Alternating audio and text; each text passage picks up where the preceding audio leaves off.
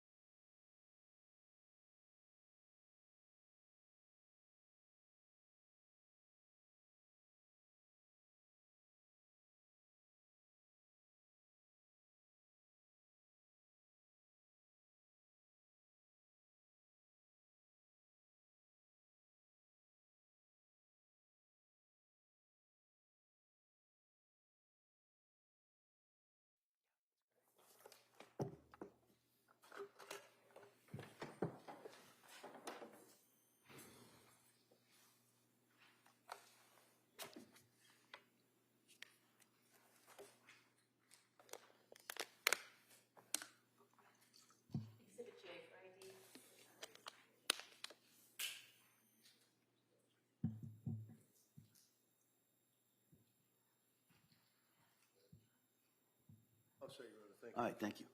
All right. May I swear in Ms. Clancy? Yeah, what we're going to do at this point, Ms. Clancy, I'm going to, my understanding is that you, through counsel, have offered to stipulate to certain facts that would be introduced during the course of this trial. So what I want to do is just ask you a series of questions to make sure that you understand the effect of stipulating to these facts. So I'm going to just ask you some brief questions at this point, and then we'll kind of go from there. So if you could swear Ms. Clancy in, please. Please raise your right hand. You solemnly swear that you shall make true answers to such questions that shall be put to this matter and All right. Ms. Clancy, I have been shown a list or a summary of stipulations. It's been marked as Exhibit or J for identification. So it's my understanding that you are requesting or offering to stipulate to certain facts. Is that correct? Yes, Your Honor. All right. And before I accept that, I got to make sure, ask you some questions, make sure that your decision to do so is voluntary, that you understand the consequences. So I'm going to ask you some questions. If at any time you need to speak to Mr. Reddington or you have any questions or have problems understanding what I'm saying, just let me know, okay? All right. Now, do you understand that the Commonwealth, in this case, is required to prove each and every element of the case against you beyond a reasonable doubt? Do you understand that? Yes, Your Honor. All right. You understand that there are certain facts that could be introduced during the course of the trial that would support, might support the Commonwealth's position regarding those elements. Do you understand that? Yes, Your Honor. All right. And you understand that by signing the stipulation, you're agreeing that the Commonwealth does not have to prove these certain facts that are contained in the stipulation. Do you understand that? Yes, Your Honor. All right. And do you understand by signing or going along with that stipulation, you are basically relieving the Commonwealth of its burden to prove those certain facts? Do you understand that? Yes, Your Honor. All right. Is that what you want to do at this point? Yes. All right. Have you gone over this stipulation or the summary of the stipulations with Attorney Reddington? Yes, I have. All right. Need any more time to do that? No, thank you. All right. Now, by entering into this stipulation, you're giving up some important rights. So I kind of want to go over those with you at this time. Do you understand, by law, you're presumed to be innocent of each charge against you, and you do not have to prove your innocence. All right. So instead, at trial, the Commonwealth, as I said to you before, has the burden of proving you are guilty of each element of the charges against you.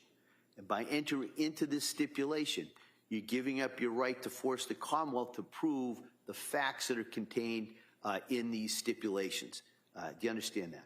Yes, Your Honor. All right. You also, at trial, where we are now, you have the right to confront the witnesses that would testify about these facts. And by entering into this stipulation, you're giving up that right with respect to these stipulated facts. Do you understand that? Yes, Your Honor. All right. You also, if you wanted to, could call your own witnesses at the trial to contest these stipulated facts if you wanted to. You understand you'd be giving up that right by entering into this stipulation. Yes, Your Honor. All right. You also, at trial, have the right to remain silent and cannot be forced to testify at this. You understand by entering into this stipulation, you're giving up in a limited way that right with respect to just those facts. Yes, Your Honor. All right. Are you doing this willingly and voluntarily? Yes, I am. All right. Has anyone forced you or threatened you to enter into this stipulation? No, Your Honor. Have you had enough time to talk to counsel about this? Yes, I have. All right. Are you? All right. I make the following findings. I find that Ms. Clancy has knowingly, intelligently, voluntarily, and willingly entered into the stipulation of the facts that are contained and summarized in Exhibit J for identification. I find that she is competent to enter into this stipulation. I find she understands the consequences of entering into this stipulation. So accordingly, I now accept the proposed stipulation of facts. Thank you. I just would like, Your Honor, for the record, to again reiterate the fact that we have not been contesting the government's case in chief, if you will, have been agreeing to evidence, and this stipulation basically relieves the government of having to bring in dozens, if not more, witnesses to prove chain of custody of blood, fluids, the bands, DNA, all of that. Rather than have days of testimony, this stipulation will avoid that. So that's why we're stipulating to it. All right. All right. Commonwealth, anything else you want to add? I got it. Okay. All right. So, like I said, I have made those findings. I'm going to accept the stipulation that Ms. Clancy has agreed to and that the parties have agreed to, consistent with J for identification. Counsel, are we ready for the jury then? Any further? Yes, Your Honor. All right. Yes. All right. Why don't we bring the jury in?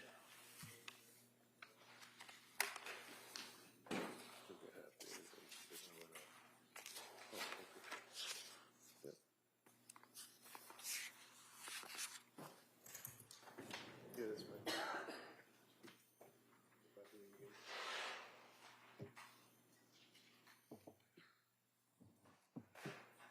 Counsel, I forgot to ask, while we're waiting for the jury, can I see you very briefly?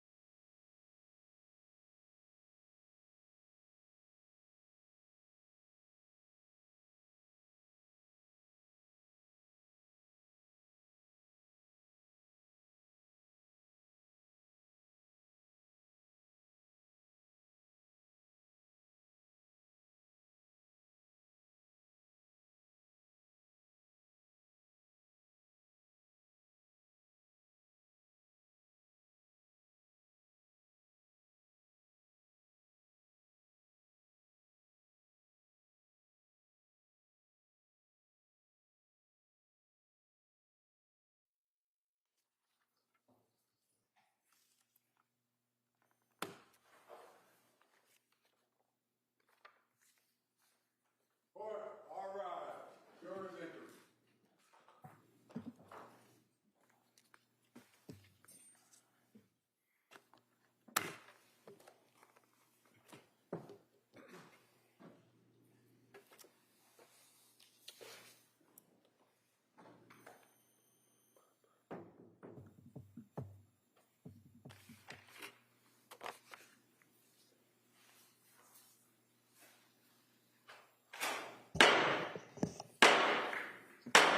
Hear ye, hear ye, hear ye. All persons having anything to do before the Honorable William Sullivan, Justice of the Superior Court, now sitting in Plymouth, within and for the Commonwealth. Draw near, give your attendance, and you shall be heard. God save the Commonwealth of Massachusetts. This court is now in session. Please be seated. Good morning, Your Honor. May I proceed? Yes, please. Your Honor, before the court today, we have the continuation of the jury trial in the matter of Commonwealth versus Lindsay Clancy. Ms. Clancy is present. She is represented by Attorney Kevin Reddington. The Commonwealth is represented by Assistant District Attorney Jennifer Sprague and Assistant District Attorney Shannon Buckingham. Well, good morning, everyone.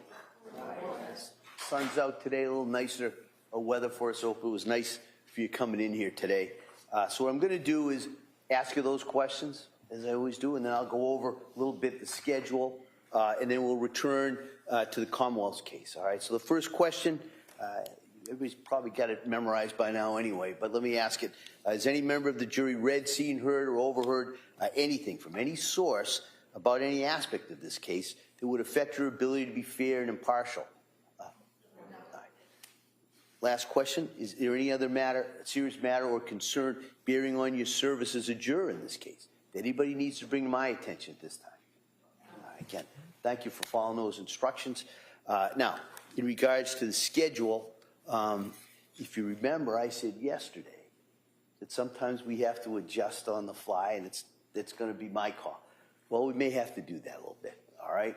So today, we're going to go through some cases. Now, we may break a little bit early today, all right? And then tomorrow, there is a matter I'm going to have to talk to counsel pretty much in the afternoon.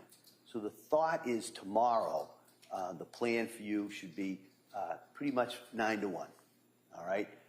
And then the afternoon, I'm going to deal with counsel in regards to some other issues that will, I believe, keep this case going well on track, and that's kind of where we are. So I just kind of wanted to give you that update. So that's, like I said, the best we could do. Give you as much notice in regards to that, but you will not, I say we, you will not be sitting here tomorrow afternoon. We may be and so with that, what we're going to do is continue with the Commonwealth's case. We're going to go back. Commonwealth, call your next witness, please. Thank you. The Commonwealth would call Christina Carpio.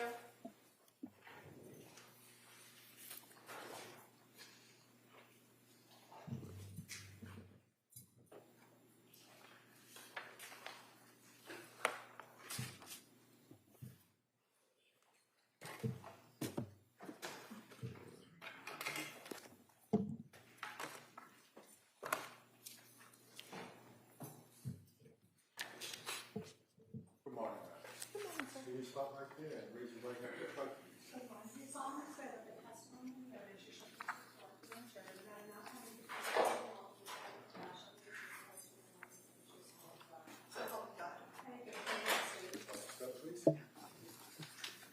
Good morning. Good morning, sir.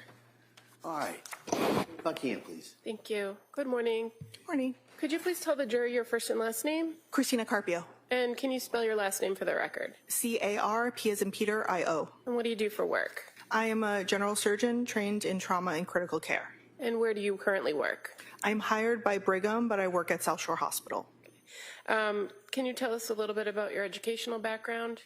I completed medical school and then went to general surgery residency for 5 years at Columbia Presbyterian. I then did 2 additional years of trauma and surgical critical care at Yale. And then I've been working for Brigham and South Shore Hospital since 2016. And explain to us how it is that you work for both Brigham and South Shore Hospital as a trauma surgeon. Brigham has many physicians of all specialties who are at South Shore Hospital. At one point, I think there was a merger attempted between the 2 institutions. Either way, my salary comes from Brigham, but I work only at South Shore Hospital. Okay, so that was kind of my follow-up question. Generally, your day-to-day work is at the South Shore Hospital in Weymouth? That's correct. And what kind of hospital, what level hospital, trauma level hospital is the South Shore Hospital? A level 2. And so if there are cases that come in that need more acute care, are they generally sent over to a hospital in Boston like the Brigham? Yes, depending, sometimes we get input from the subspecialists to guide that decision. And as far as your role as a trauma surgeon, do you actually do surgeries at the South Shore Hospital? Yes, that's correct. I'm going to draw your attention to January 24th of 2023. Were you working at the South Shore Hospital that day? Yes. And what was your role that day? I was the on-call surgeon. I was physically in the hospital working. At some point in the evening hours, were you advised that a patient was being transported to the South Shore emergency room as a level 1 trauma? Yes. And so when you are advised of that level of trauma, or you're advised of a critical patient coming into the emergency department, what do you do? There are guidelines for how quickly we have to be present in the emergency room. Because I'm also operating, at times I may be in the operating room when that notification happens. So in this particular case, when a patient, a female patient by the name of Lindsay Clancy was coming into the emergency department, were you able to go down to the emergency department as part of the assessment team? Yes. And who were you working with from the emergency department in this case? Dr. Kelly McDonough. Now, is that a common thing that you collaborate with the emergency room doctors or nurses and technicians in a situation like this? Yes. Did you have information that came in through the EMS or the paramedics about the nature of the patient's condition? I recall that we were told it was a fall of unclear mechanism from a height of about 20 feet. And were you advised that there was the possibility of maybe neurological deficits or some serious spinal injury? Yes. And as a result of that information, did that inform your trauma assessment? It was already activated as a level 1. That's the highest mechanism when there is concern for a height from a certain level, a fall from a height of a certain level, and with possible neurological injury. So were members of the neurology department also part of that trauma assessment team? No. Okay. As far as your assessment, did you go and physically see the patient, make observations? Yes. And did you observe her in the emergency department to be intubated? Shortly after arrival, she was intubated. So that was done by the staff at South Shore Hospital, to your knowledge? Yes. And did you observe injuries to her neck and her wrists? Yes. Did you evaluate those to determine whether they needed immediate surgical intervention? Yes. Did they? No, they were superficial. And as far as additional tests to assess whether there's any other surgical intervention that's needed, are you aware that CT scans were ordered? Yes. And are you aware what areas of the body they were ordered for? We did a pan scan, which means we scanned the head, the neck, the chest, and the abdomen, pelvis. As far as your physical observations of the patient, did you observe any obvious injuries to her head area, like abrasions, contusions, fractures? There were lacerations to her neck. Okay, but as far as the rest of her head or around her, like, Not skull obvious, or no. face? And so when those CT scans were done, were you able to review the information that came from them? Yes. And as far as those CT scans, you're aware that there was a head CT scan, or two head CT scans, one with contrast and one without? Mm-hmm. And were you aware that the findings, were there no definite acute intracranial findings on the non-contrast enhanced head CT? Yes. And there were no significant findings on the contrast head CT, correct? The head CT with contrast was what we call an angiogram head and neck. So it's ordered in 2 parts and has 2 reports. At the time of the documentation that was performed, we had the report back on the head section, but the neck was not completed at that time. Okay. Was there eventually a completed angiogram of the neck area at South Shore Hospital? The images were done, the report was completed. I don't know the timeline of when the report came in compared to when the patient was transferred. So as far as your initial assessment in that trauma assessment period, or that wasn't information you had available to you about the neck findings, correct? The angio neck findings, correct. Okay. And that's different from other CT scans on the cervical spine and other areas of the spine. Is that fair to say? Yes, that's correct. Okay. As the trauma surgeon evaluating this case, did you identify that there were some serious spinal injuries to the cervical and thoracic areas? Yes. Did any of those require you to intervene with surgical intervention? No. Do you recall making note that while in the emergency department, the patient became hypertensive and that she was identified as being hypothermic to 82.1 degrees? I remember that she was hypothermic when I reviewed my documentation.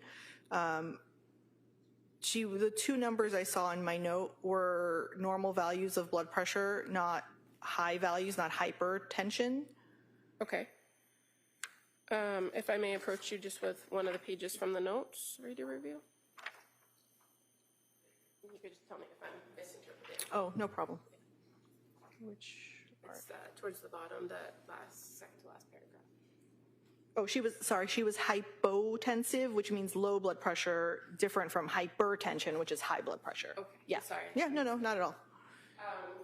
But as far as the hypothermic, that you recall that she was at a very low core body temperature. Yes, that's correct. And do you know what was done to raise her body temperature?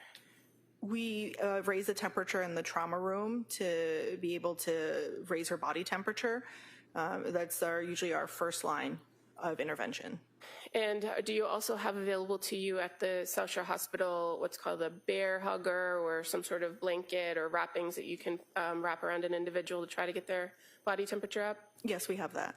And at some point, her body temperature did come up to 95.2 degrees, correct? Yes. And based on your observations of her, did anything change about those lacerations that you observed once her body temperature was up that warranted some surgical intervention of those injuries? No.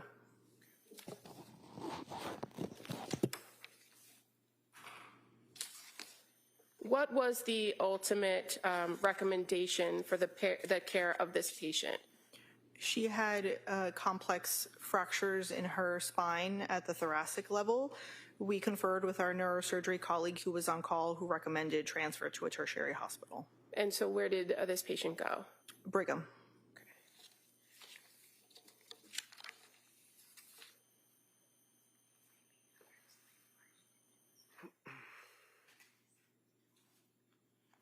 Now, you identified that your hospital is a level 2 trauma, correct? Yes. After fully reviewing this patient, did you agree that this was a level 1 trauma situation? Yes. Are you able to do surgical intervention for these particular injuries that you observed on this patient at South Shore Hospital? The spinal injuries require input from our neurosurgical team. And there was none available to you at the South Shore Hospital? We did contact the on-call neurosurgeon. Because we are a level 2 trauma center, they are not required to be physically present in the hospital, but they were immediately available and they can remotely review images. So I guess my question is, why didn't you do any surgeries regarding those injuries at South Shore Hospital? Why did you recommend the care to a tertiary hospital? The complex level spinal injuries was deemed necessary for transfer by our neurosurgery colleague. Okay, thank you. Reddington. Morning. Good morning. Just a few questions.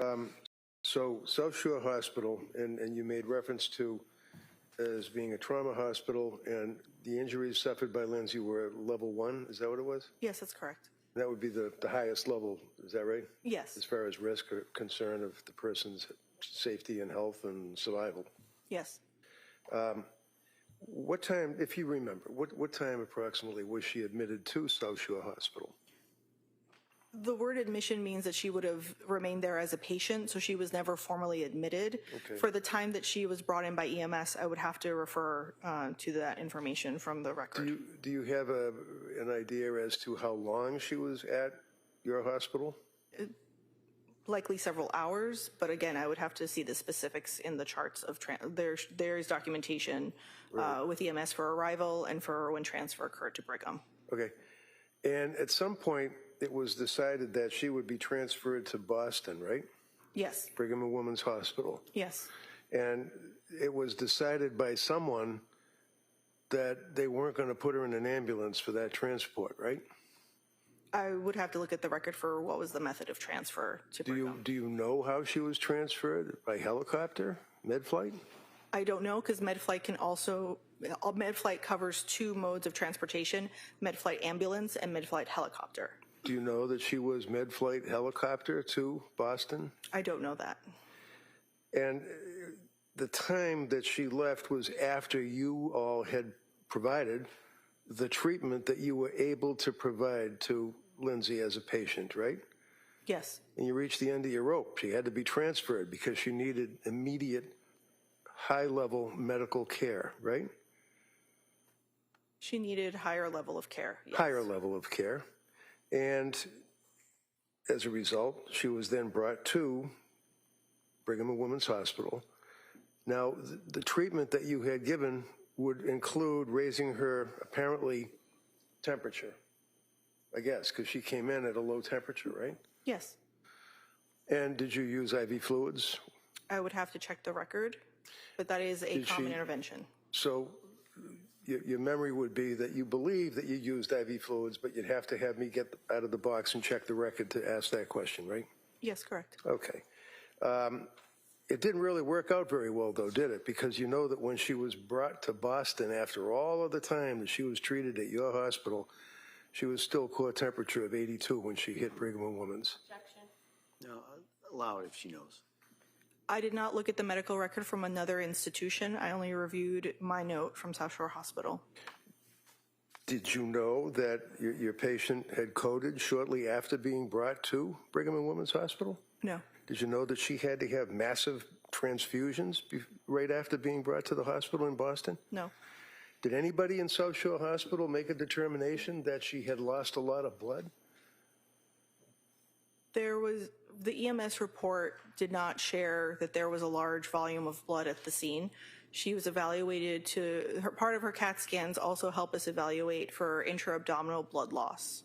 Okay, so when you raise the issue of the EMS, that would be the ambulance, right? Yes. And their report, their run sheet that they prepare, right? That's what you're talking about, right? There is verbal report from EMS when the patient is brought in and also the run sheet of the details. Okay. And when the people from the EMS came in, did they speak to you about the verbal report? They address the entire room, so all the staff in the room is available to hear the details. And you're able to look at the run sheet, correct? No, the run sheet is not always immediately available. So did the EMTs, to your knowledge, as a treating surgeon physician in the trauma center, tell you that there was blood loss? Not to my recollection. Did anyone tell you that at the scene where she was being treated after coming out of the window and striking the ground, that there was blood on the snow and on the leaves and in the grass? I cannot recall if they commented on that. Is that important for you to know if there's blood loss on a patient? If there is a large volume of blood loss, yes, the EMS will routinely comment on a patient being found. Yeah, but that's the EMS. You're the surgeon, right? That is correct, sir, yes. Yeah, and one of the things would be blood pressure, right? What the person's blood pressure is, correct? Yes. And she had, if I understand your testimony correctly, low blood pressure. She initially, when she came in, the note has a normal blood pressure, and then after intubation, her blood pressure dropped. Okay.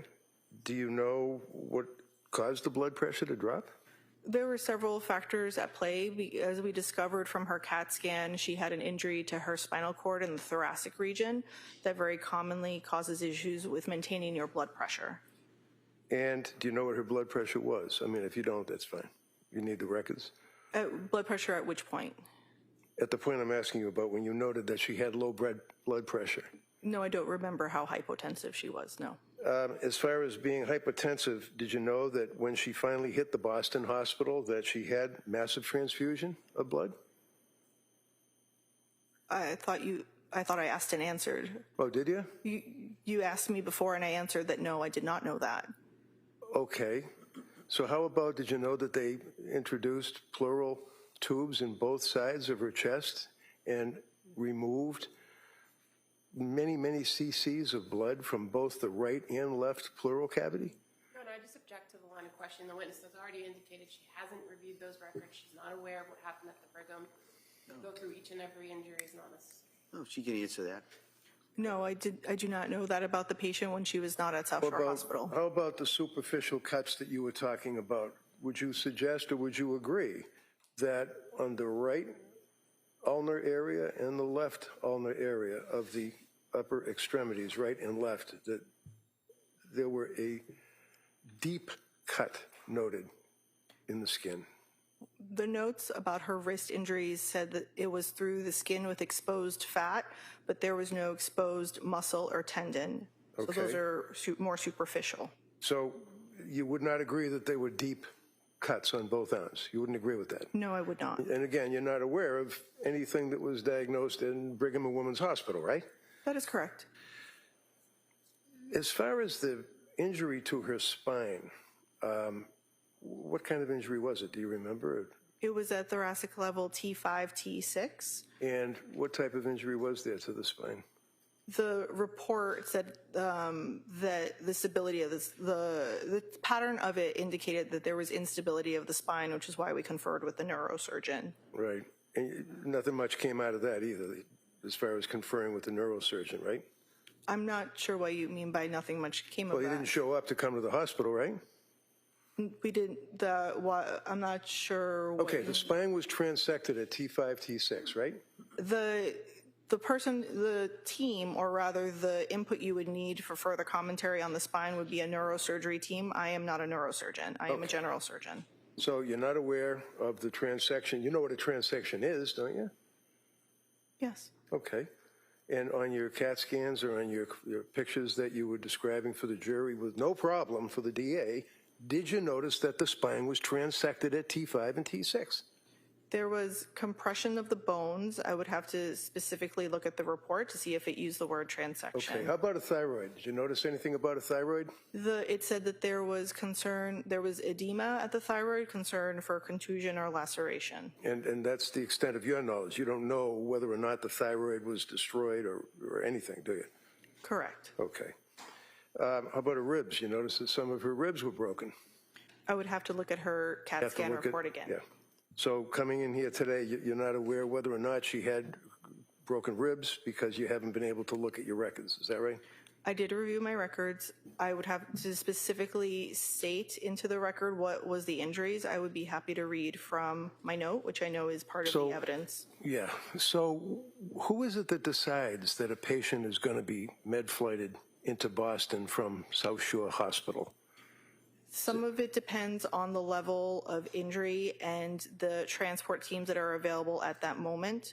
Sometimes a med-flight ambulance is faster. Sometimes med-flight is available. It all depends on the available resources at the time of the event.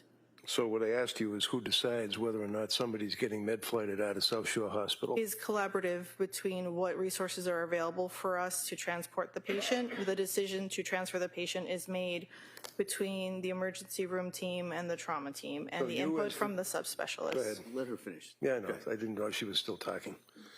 Go ahead. I finished, sir. All right. So you as the trauma surgeon, would you agree that you had a little bit to do with whether or not she was in dire straits and had to be med-flighted to Boston? I would be part of the decision to transfer her. Do you remember that decision being made, and do you remember the meeting that you had to make that decision? I remember conferring with the emergency room team that neurosurgery had said she needed transfer. And it was by med-flight, right? You Again- don't know whether it's an ambulance or a helicopter, but you know it was med-flight. It should have been med-flight, yes. Okay, that's all I had. Commonwealth, any redirect? Just very briefly, Doctor, it was very clear to you that this patient was suffering from multiple injuries. Yes. And is it the policy of the South Shore Hospital to make sure a patient is stable before they're transported? Yes, that's correct. And so that's what the emergency team and the entire team that's collaborating on her did, right? Yes, correct. We would not put an unstable patient in any mode of transport to another facility. So in the review of all the CT scans, the abdominal scans, the head scans, the chest x-rays, all of the things that were reviewed, it was identified that she was stable enough to be transported to another facility. object because I think she's a Yes, correct. hostile witness, and this is leading, which I haven't objected to yet, but at this point I am on this witness. I'll allow this question. Okay. Sorry, what was your answer? Could you repeat the question, please? So after reviewing all of the imaging, the CT scans, the chest x-rays, everything, you and your team were comfortable that she was stable enough to be transported to another hospital, correct? Yes. And I think your testimony was that a large contributor to the decision to transport was the information that you got from the neurosurgery team. Yes. Thank you, nothing further. Anything on that, Ms. Brington? All right, thank you, Doctor. All right, thank you, sir.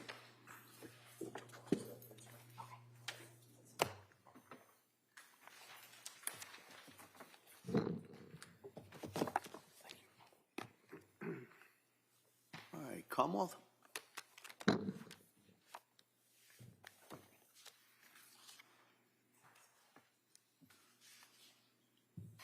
Commonwealth would call Joseph Rabbit to the stand.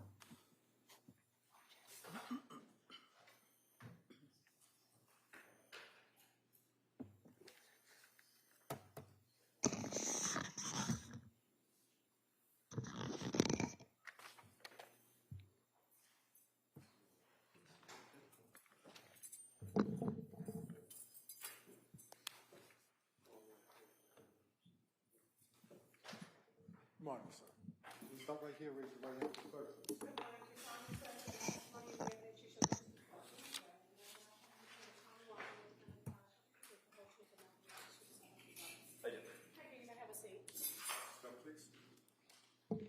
All right, good morning, sir. Morning, Your Honor. Sure, sure.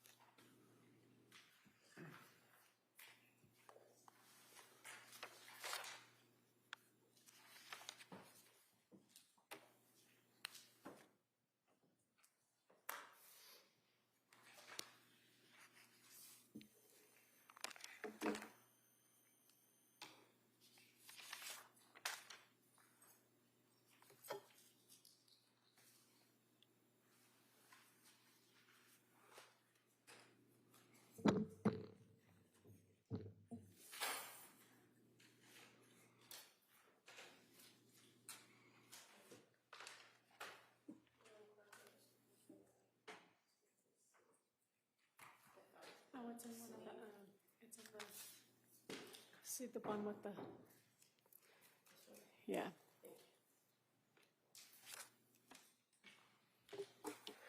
Good morning, sir. Good morning. Can you please tell the jury your first and last name? Lieutenant Joseph Rabbit, R-A-B-B-I-T-T.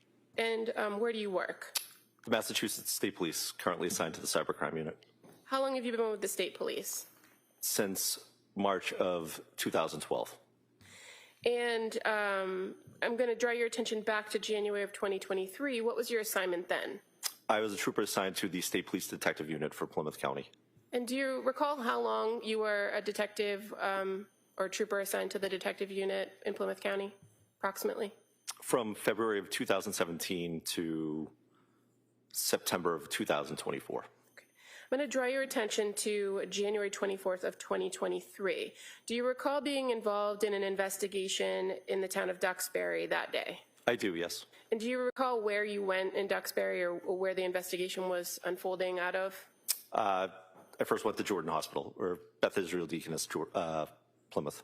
Okay, and so you didn't initially go to 47 Summer Street, correct? Correct. Fair to say you weren't the case officer in this case? That is correct. And your experience working with the detectives unit, fair to say when an investigation or a death investigation is ongoing, kind of it's all hands on deck, and everyone's kind of directed to do different things, correct? That is correct. And so in this circumstance, you were asked to go to the Beth Israel Deaconess or the old Jordan Hospital here in Plymouth, correct? Correct. Why did you get asked to go there? Because 3 children have been transported there.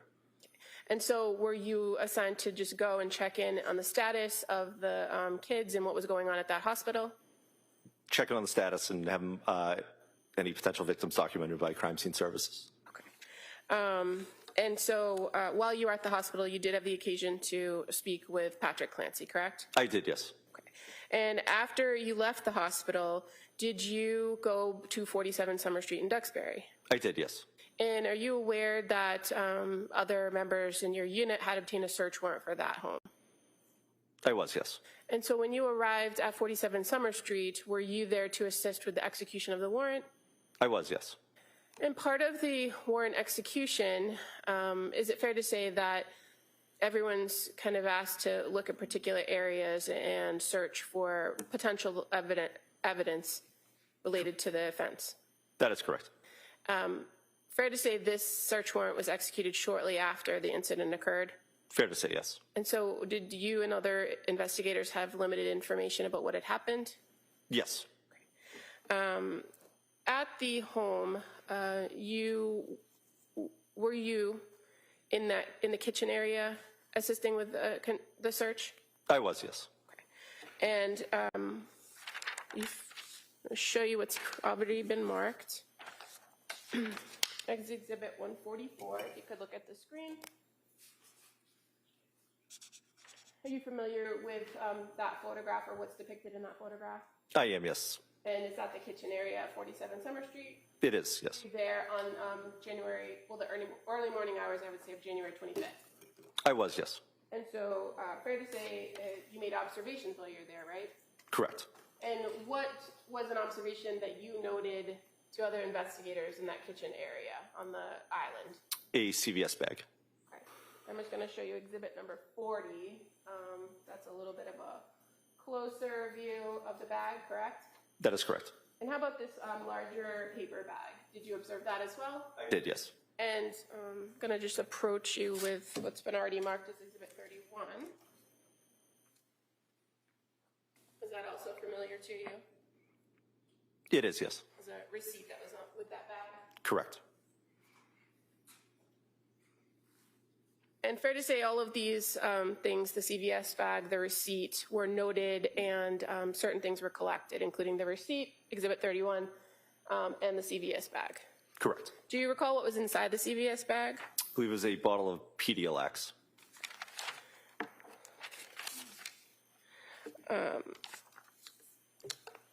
You also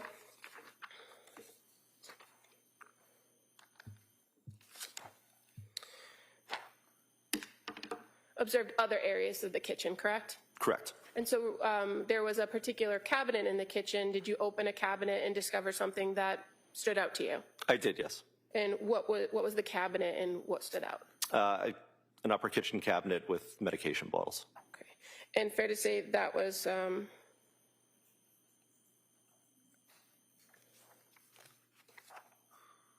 pointed out and documented as well. It was, yes.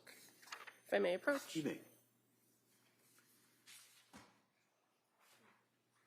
First photograph, is that familiar to you? It is, yes. And that's the cabinet that you opened and saw the items inside? Correct. Okay. And I'm just going to show you a second photograph. And is that fair to say just a closer of those top shelves? It is, yes.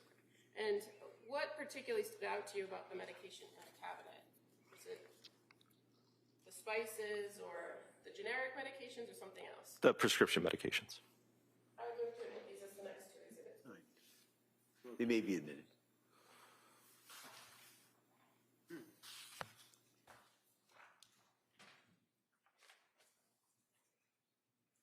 It's like 52 and like 53. So just showing you now on the screen.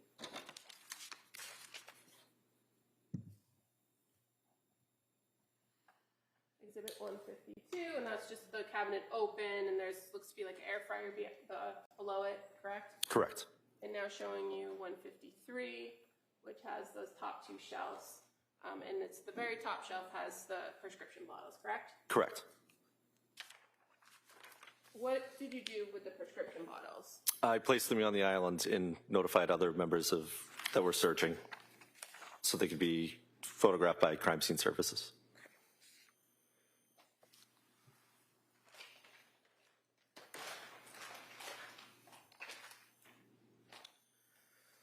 So I'm just going to show you another photograph.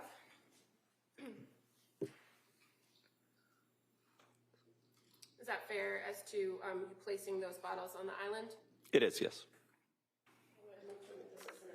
All right. It may be admitted.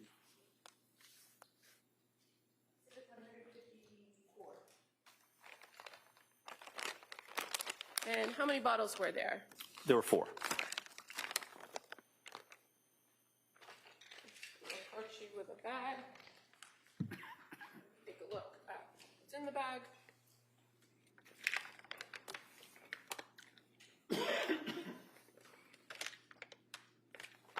Do those appear to be the 4 bottles that were in the cabinet? They do, yes. I would move to admit this is the next exhibit. They may be admitted. Exhibit 155. Thank you.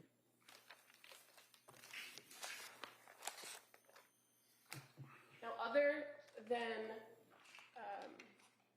pulling these 4 bottles out of the cabinet, lining them up on the counter, and asking crime scenes to photograph them, did you do anything further with these pills, as far as inventorying them or examining them? I did not, no. And when a search warrant is executed, fair to say there's usually an evidence officer who kind of documents everything and collects everything to take back either to the crime lab or to the state police office. That's correct.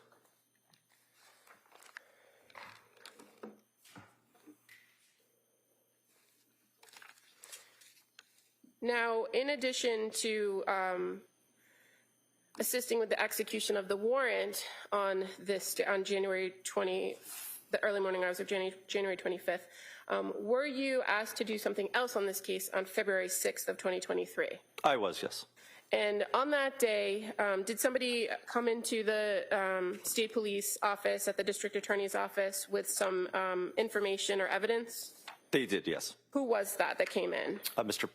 Patrick Clancy. And was he with an attorney, somebody by the name of David Meyer? Yes. And what did they bring to the state police? Bottles of medication. How was it transported to the state police, or how did you receive it? In a CVS bag. Okay. I'm just going to show you a photograph.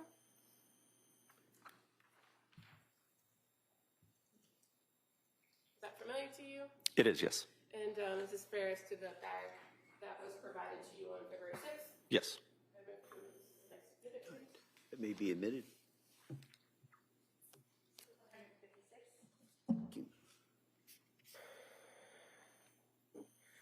When Mr. Clancy and Attorney Meyer brought that bag in, did you do something or ask somebody to do something to memorialize what they were bringing to you?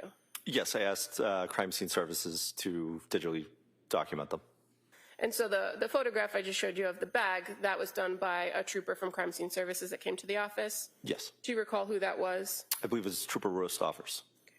And fair to say that with the crime scene trooper present, you also examined the other contents in the bag, correct? That is correct. And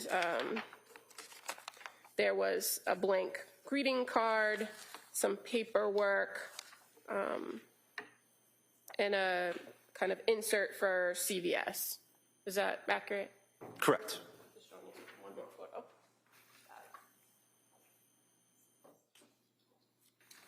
Is that the other items that were in the bag other than the medication bottles? That is correct.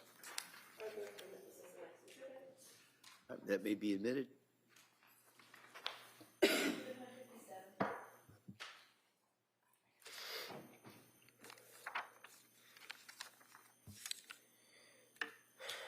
And again, as to the medications in that bag, when you saw that there were prescription bottles there, did you present them so that they could all be documented? Yes. And did you then inventory or examine each of the bottles? I did, yes. And is it fair to say that Patrick Clancy had indicated that the bag was in his truck and that he was bringing them to the state police as a result of everything that occurred on January 24th? I can't recall where he said he got them from, but that is why he was bringing them in. Okay.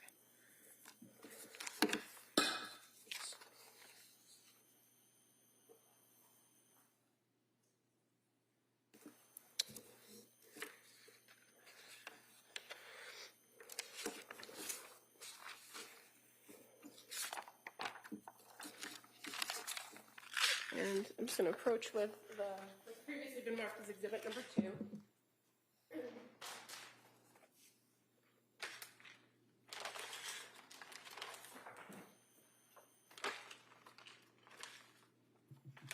You want to take a look at that before we go through it. Does that appear to represent all the bottles that were provided to you on February 6th?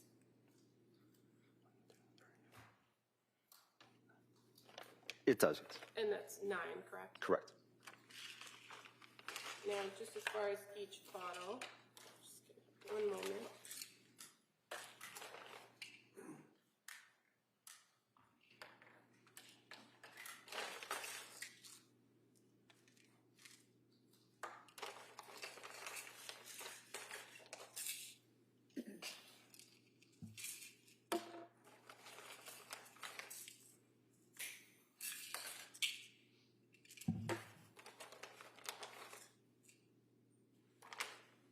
So when you are tasked with tracking or inventorying particular items like this that come in, what do you do? Count out how many capsules or tablets are in there, the date that it was filled, and the amount left in the bottle, and the amounts that it said should have been there when filled. Okay, and so referring first to this bottle that's labeled lorazepam, 1 milligram. Fair to say it says date filled 10/26/22, correct? Correct. And it says that originally it was filled with 30, quantity 30. Correct. And you counted what was left in this particular bottle, and there were only 14 pills left in that bottle, correct? Correct. And so the next one, the bottle labeled sertraline, brand name Zoloft, filled on 9/15/22, quantity 30. Did you count how many pills were left in this bottle? I did, yes. And fair to say there's 23 left. Correct. Now, buspirone, there were in fact 2 bottles labeled buspirone, correct? That is correct. And one of them with a date of 10/26/22, date filled, quantity 30. You counted how many pills are in this bottle, right? Correct. And there were 28 pills left in this bottle. That is correct. Hydroxine, filled on 10/26/22, quantity 30. You counted how many pills were in this? That is correct. And fair to say there were 27 left in that bottle. Correct. Clonazepam, filled on 11/25/22 with 14 pills in the prescription. You counted how many were in this bottle? Correct. And there were actually 11 and a half, correct? That is correct. Fluoxetine, filled on 11/21/22 with 56 in the prescription. You counted how many were left in this bottle? I did, yes. And there were 43. Correct. Correct. The second bottle of lorazepam that was 0.5 milligrams, filled on 11/2/22 with, it says 40 on the bottle, right? Correct. You counted what was left in this bottle, and it was 18 and a half tablets. That is correct. And the second bottle of buspirone, filled on 11/9/22, quantity 30, there were actually 30 in this bottle. Is that fair to say? Correct, yes. And trazodone, filled on November 16th, 2022, with a prescription for 30. You counted that there were 22.5 pills left in this bottle. Is that correct? Correct. And then once you identified and counted each and every one of the pills in these bottles, you handed this in for evidence. That is correct.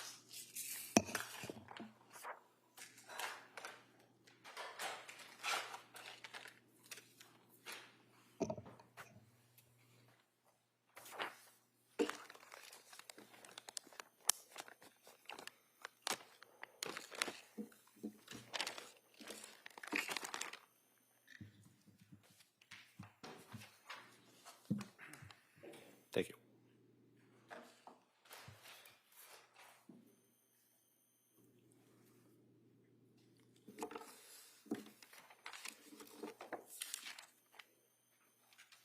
All right, cross, counsel?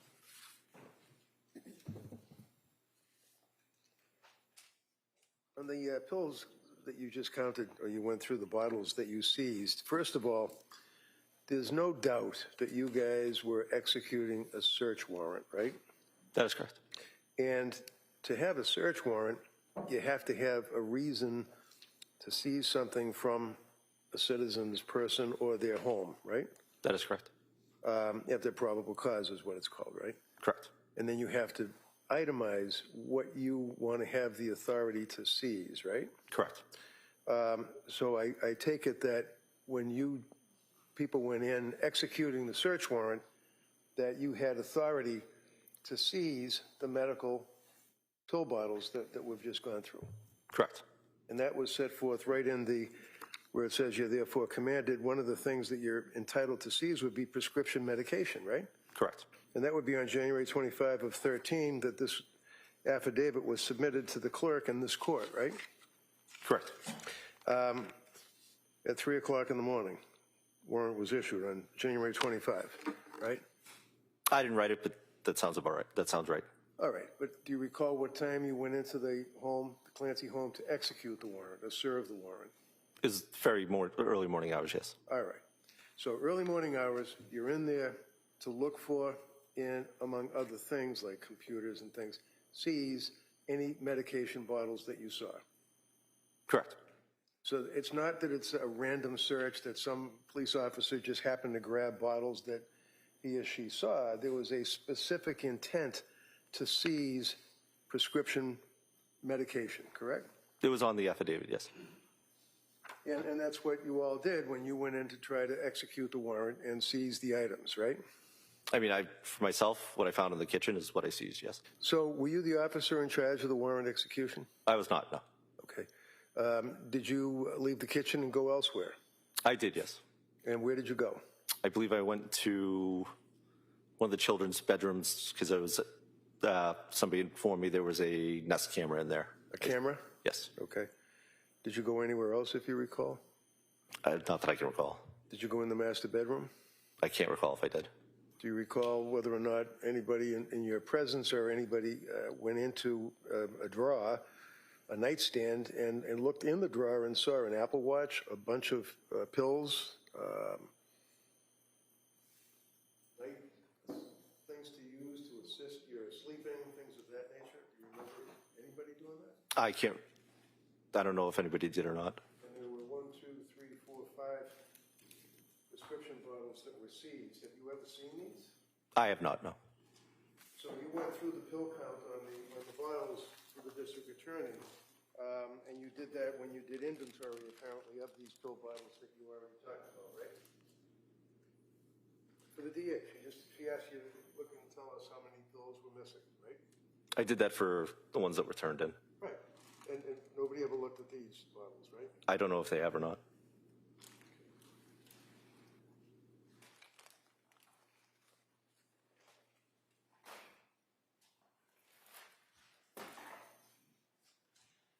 If I understand correctly, lorazepam, as counsel asked you, the dates that these scripts were written, the lorazepam, as you indicated, was October 26. The buspirone was the same date, October 26. The hydroxyzine was October 27th.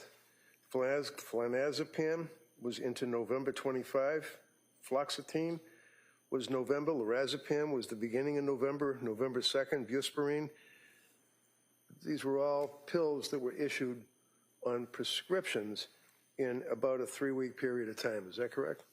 Yeah, whatever the dates are when they would have been Okay. prescribed.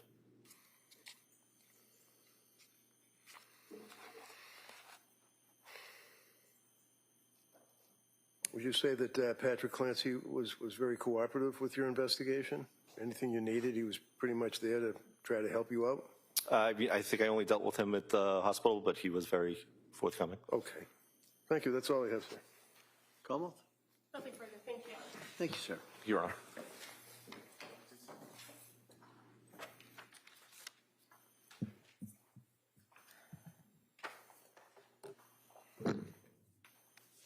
Counsel. Commonwealth? The Commonwealth would call Maureen Hartnett as its next witness.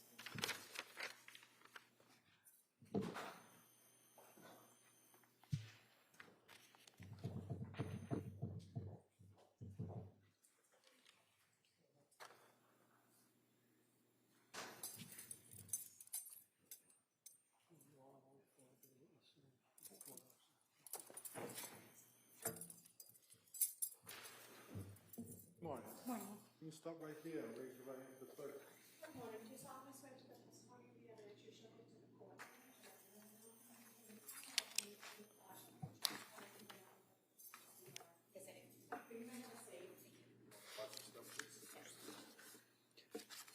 Good morning. Morning.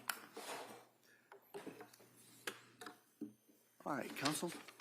Thank you. Good morning. Could you please tell the jurors your first and last name? Ian Hartnett. And how are you employed? What do you do for work?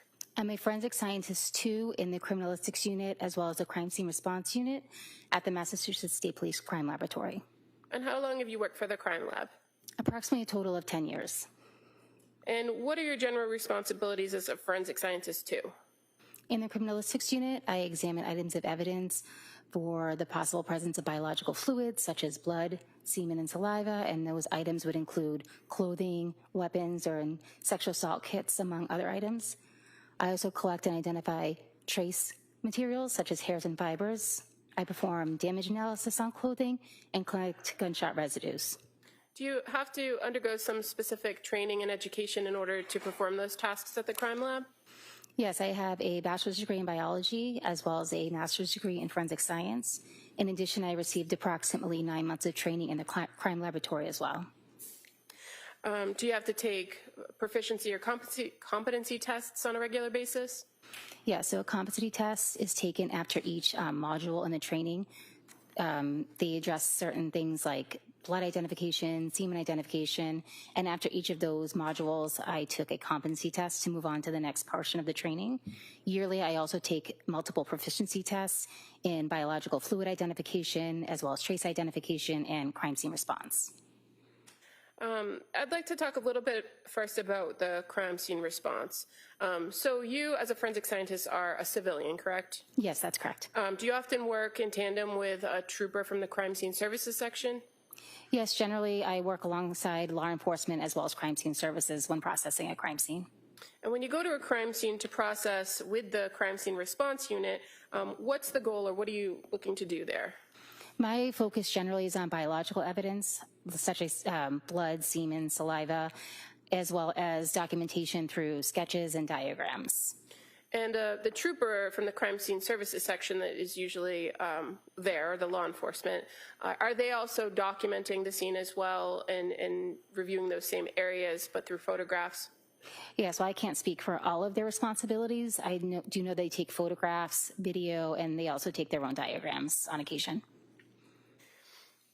Now, in addition to locating biological evidence, do you sometimes perform what's called screening tests at crime scenes? Yes, I do. And what are the common screening tests that you can do at a crime scene? I perform screening tests for blood as well as screening tests for semen, depending on the case history and what the forensic relevant evidence is. And does that help inform you on what to collect from a crime scene sometimes? Yes, that's correct. Fair to say if there's a large pool of blood on a floor, you can't collect that all and take it back to the lab, correct? Yes, that's correct. So how do you collect a sampling of it in order to then later process something like a red-brown stain or some sort of biological spot or stain that you observe? Depending on the substrate on which the biological fluid is located, I'll take a swabbing of the item, which is generally something like a Q-tip to swab up the stain. Or if it's on a soft surface, I could potentially take a cutting to preserve that biological evidence for future testing. And in some instances, do you actually take the whole object if it's possible? In some instances, yes, that's correct. We would take the whole object depending on what it is. Okay. I'm going to draw your attention to January 24th of 2023. Do you recall being asked to come out with the crime scene response unit on that day or that evening? Yes, I do. And where was the first place that you went in this response? I responded to South Shore Hospital, the emergency department. And fair to say that Trooper Rose Stoffers was also dispatched to that location as well? Yes, that's correct. And did you make observations of a person who was identified as Lindsay Clancy at South Shore Hospital? Yes, I did. And did you observe her to have red-brown stains on her body? I noted red-brown stains on her hands. I did not have the opportunity to examine her entire body. She was mostly covered with blankets and other types of medical equipment, but I did note red-brown stains on her hands. And clearly she was there for some sort of treatment, right? So why was your focus on her hands as a crime scene response technician and a criminalist? At that point in time, I was collecting samples from her hands for potential biological evidence relating to the crime. So when I noted the red-brown stains, I collected samples from her hands. And while at South Shore Hospital, you're also aware that she had come into the hospital with clothing that was cut off, correct? Yes, that's correct. And that clothing was bagged up and collected? Yes, I returned that clothing to the crime laboratory. Who did you receive the clothing from? Do you recall? I believe it was Trooper Dan Lawler. At some point after being at South Shore Hospital, did you then respond to 47 Summer Street in Duxbury? Yes, I did. Did you have somebody with you that day? I had a forensic scientist trainee at that time. Okay. At 47 Summer Street, were you directed to a particular area to examine first? I first entered the home through the main floor and then was directed into the basement of the home.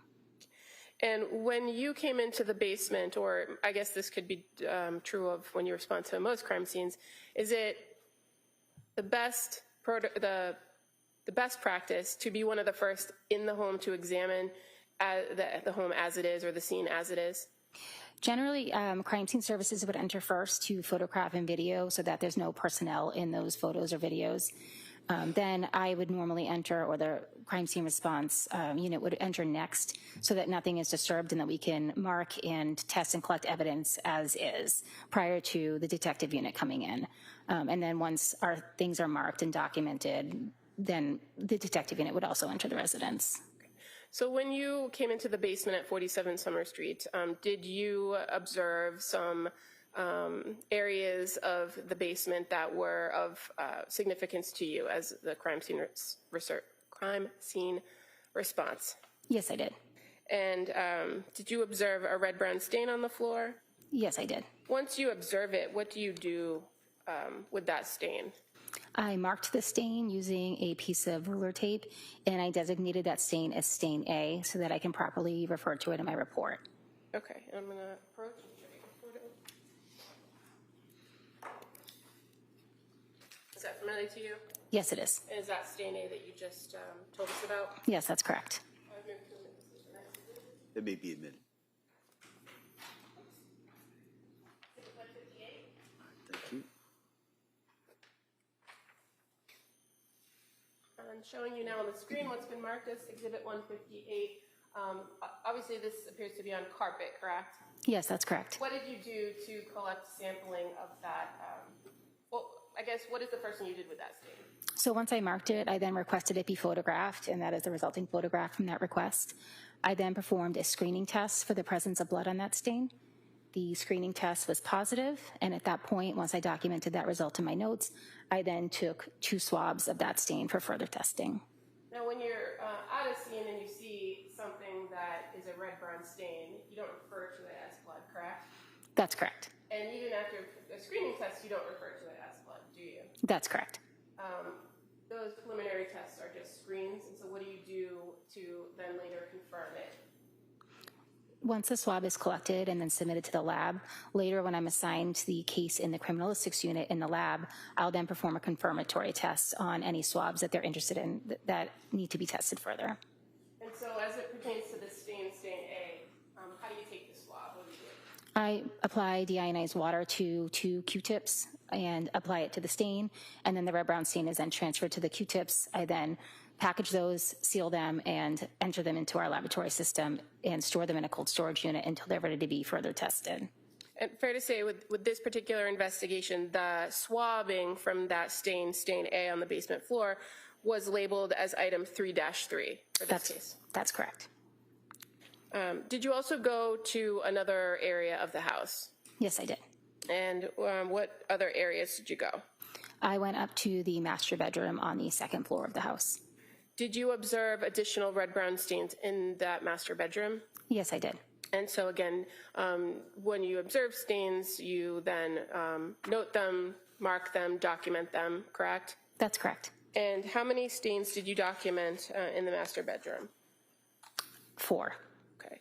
And again, just like the stain on the basement where you labeled A, do you kind of start over with the stains in the other bedroom, or do you continue to label them in sequence? I continue to label them in sequence, so they were B through E. Okay. So first, referring to stain B, do you recall where that was in the master bedroom? That was on the floor of the master bedroom in between the bed and the mirror. I'm going to show you the photo. And is that fair to say stain B? Stains, yes, true, correct. May be admitted.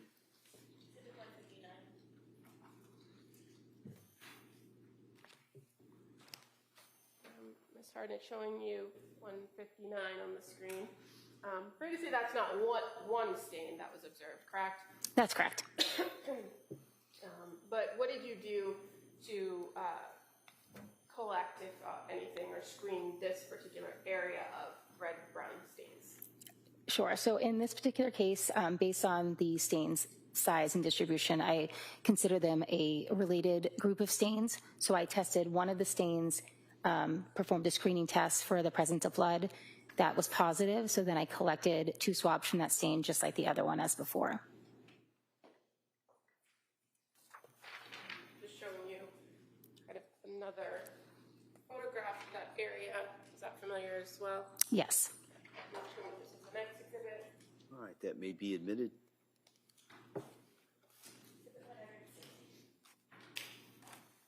And again, now showing what's been marked as 160, you've now testified that there was a grouping of stains, and so based on your observations of the grouping, you were able to identify that they appeared related. That's correct. How about stain C? Where was that located? Stain C, I believe, was located on the mirror.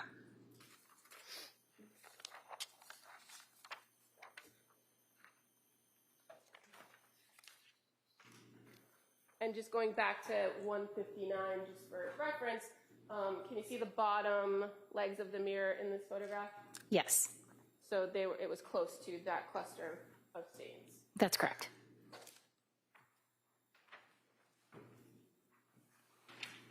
Showing you another photograph. And does that depict the stain C that you noted on the mirror? Yes, it does. That may be admitted.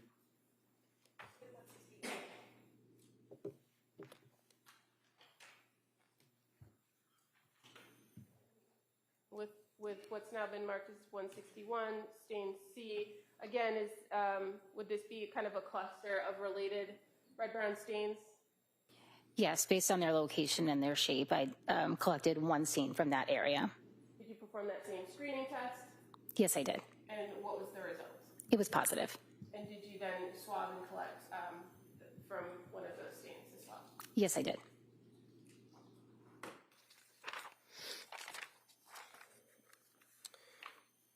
Now, stain D, do you recall where that was in the bedroom? That was on the windowsill. Show you 2 more photos.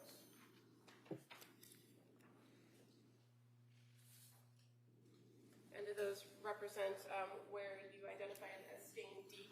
Yes. I would ask these be the next 2, please. They may be admitted.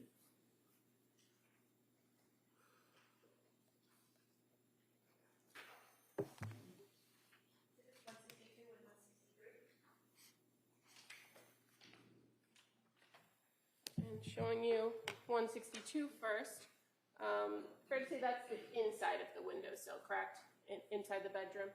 Yes, that's correct. That night that you were there, did you make any observations of any stains on the outside of the windowsill? Yes, each of those were documented through photographs. Did you collect any swabbings from the stains on the outside of the windowsill that night? No, I did not. And just kind of showing you for the jury, 163, that's just a further close-up of some of the stains. And is that fair to represent the area that you tested for the screen and then later swabbed? Yes, that's correct.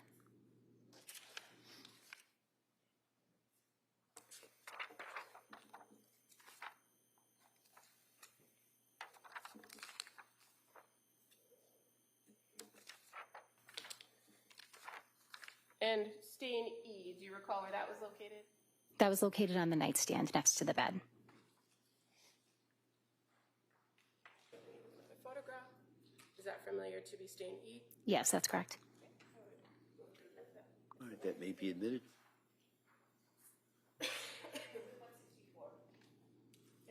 I'm just showing you another photograph of the outside of the house. Do you see staining that you observed that night on the outside?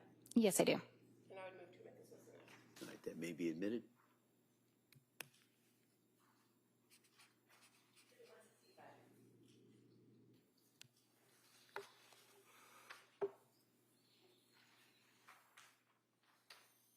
So first, Exhibit 164.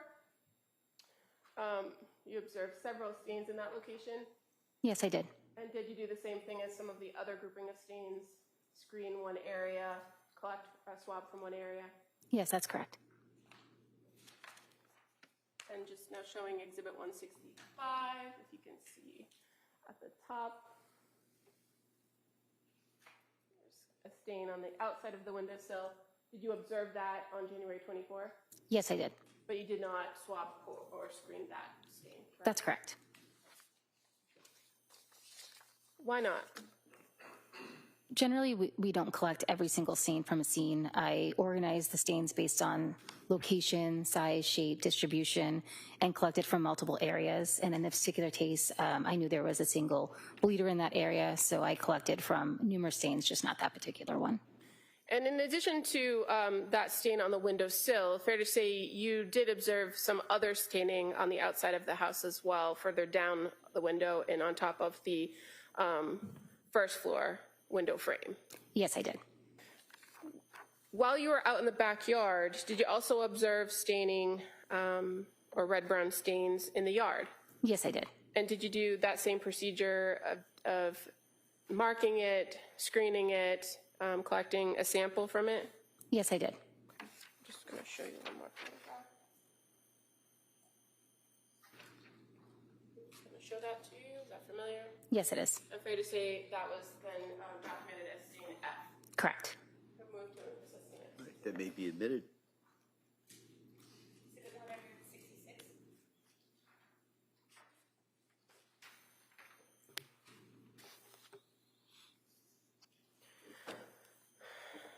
As far as the work that you did on the scene at 47 Summer Street on January 24th, fair to say it was limited to documenting these areas, swabbing these areas for the most part?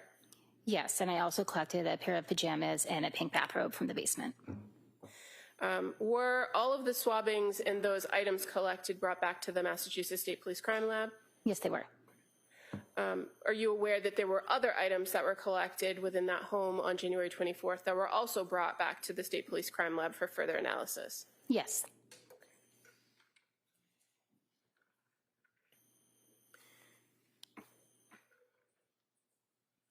Moving to January 25th of 2023, did you go to the Brigham and Women's Hospital as part of the crime scene response, again, to see Lindsay Clancy, the defendant? Yes, I did.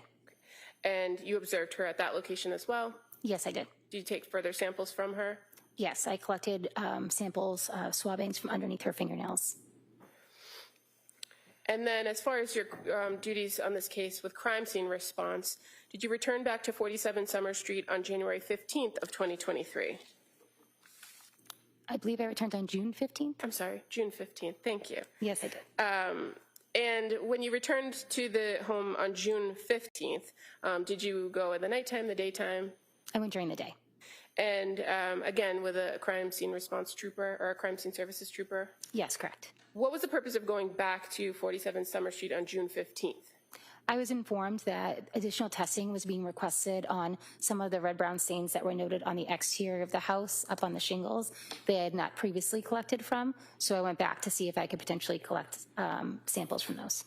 Is that something in your training and experience is possible to collect biological substances from something like a shingle months after the incident occurred? It's possible. So if it's requested, we'll certainly go out and attempt to do that. And in this particular incident, you went out and first made observations of the rear of the home, correct? Yes, that's correct. And then made closer observations of underneath that second floor window? Yes, correct. Did you observe any obvious staining in that area? There appeared to be a reddish-brown stain underneath the windowsill. So what did you do once you observed those stains? I marked that stain as stain A, and then I also marked additional stains further down on the side of the house on the shingles. Where was stain A? That was right underneath the windowsill. Of the window that was farthest right would have been the master bedroom on the exterior.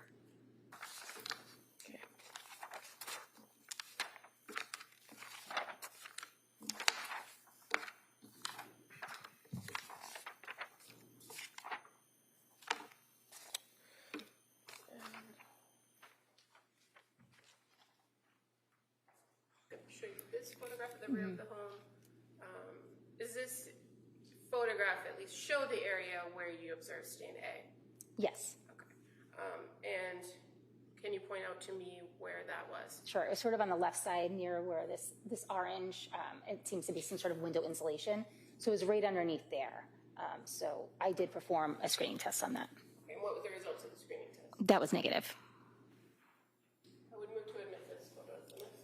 That may be admitted.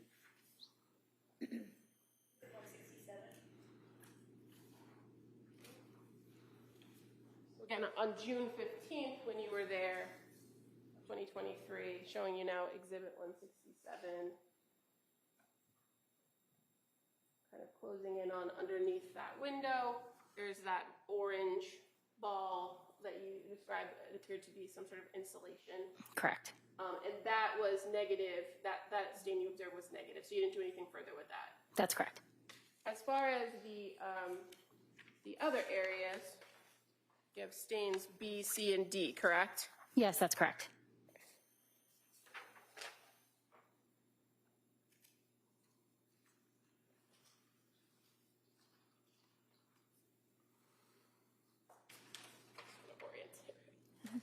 Is that a fair representation of stain B? Yes, that's correct. And while I'm here, stain C and D. Yes, that's correct. Okay. And again, stain B is kind of in between that top floor window and the first floor window. Correct. And stains C and D are just above the first floor window. Yes, that's correct. All right, those may be admitted.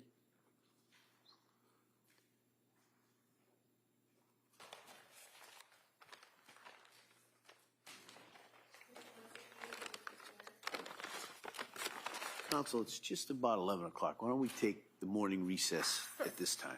All right, so we're going to take the morning break at this time, members of the jury. Court, all rise. Sure, close the door, please. Place them on your chairs, please.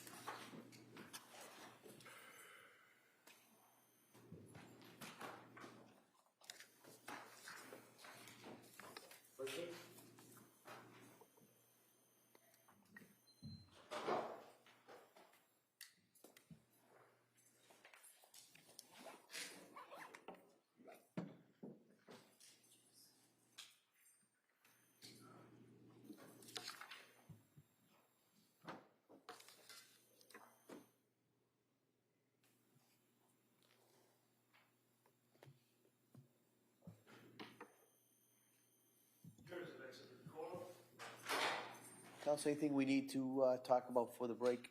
No, Your Honor. All right, so we'll be in the morning recess at this time. Thank you. What stands in recess?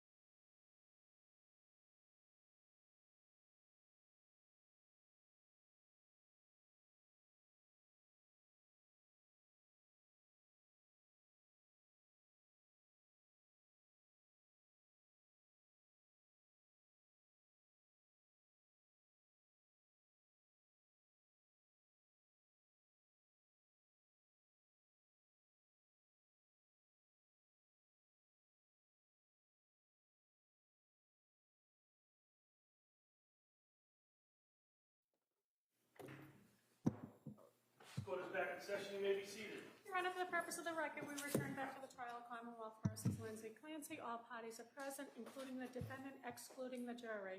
All right. Counsel, ready to recall? Yes, would you like the witness back on the stand? Yeah, please, and then we can bring the jury in.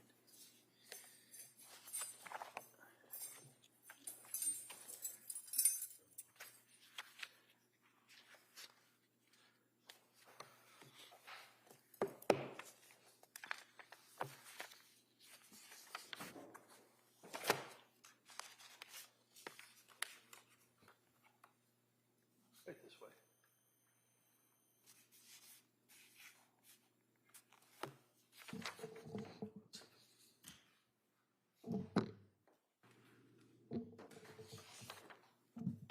Just watch your step.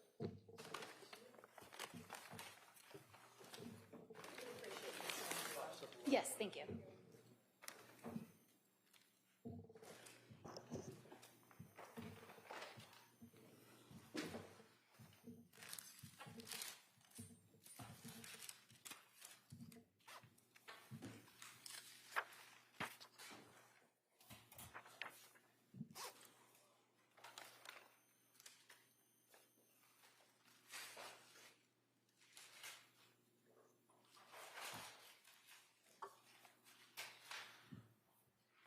Court, all rise. Jurors enter.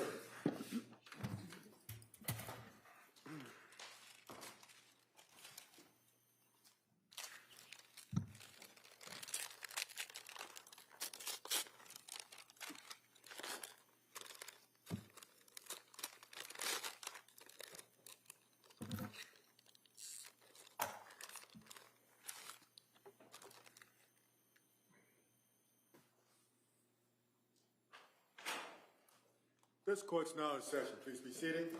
Your Honor, for the purpose of the record, we return back to the trial of Commonwealth versus Lindsay Clancy. All parties are present, including the defendant and including the 18 jurors. All right, we will now return to the case on trial. Attorney Buckingham, please. Thank you. Ms. Hartnett, I just want to go back for 1 second to the night of January 24th at 47 Summer Street and show you one additional photograph, if that's okay. Sure. Is this familiar to you? Yes, it is. And is this an area depicted in the bedroom of the home at 47 Summer Street, that area where you noted later with tape stain E? Correct. Okay, and you observed on that particular night the knife that was located on that nightstand? Yes, I did. All right, that may be admitted.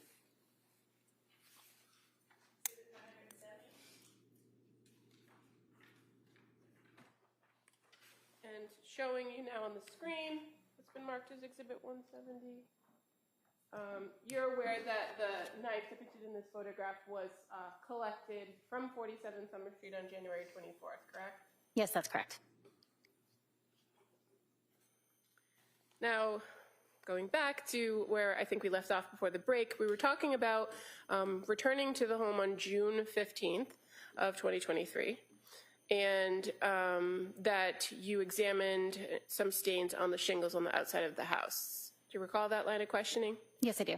In addition to marking the stains, did you collect anything from the area of the rear of the house on June 15th related to stains B, C, and D? Yes, I did. I'm just going to show you some items. You want to take a look at the items that are in those bags. Let me take them out of the bags. Just so that you can examine them.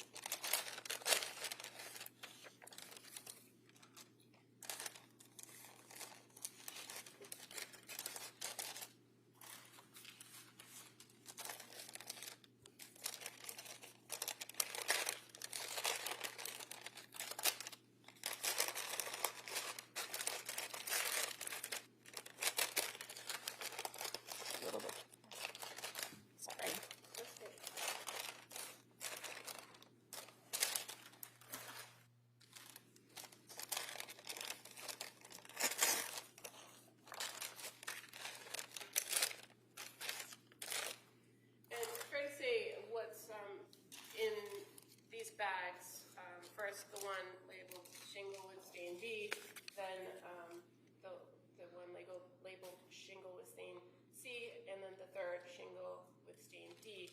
Are these the shingles that you observed those stains on June 15, 2023? Yes, they are. I would move to admit these 3 items as the next. All right, they may be admitted.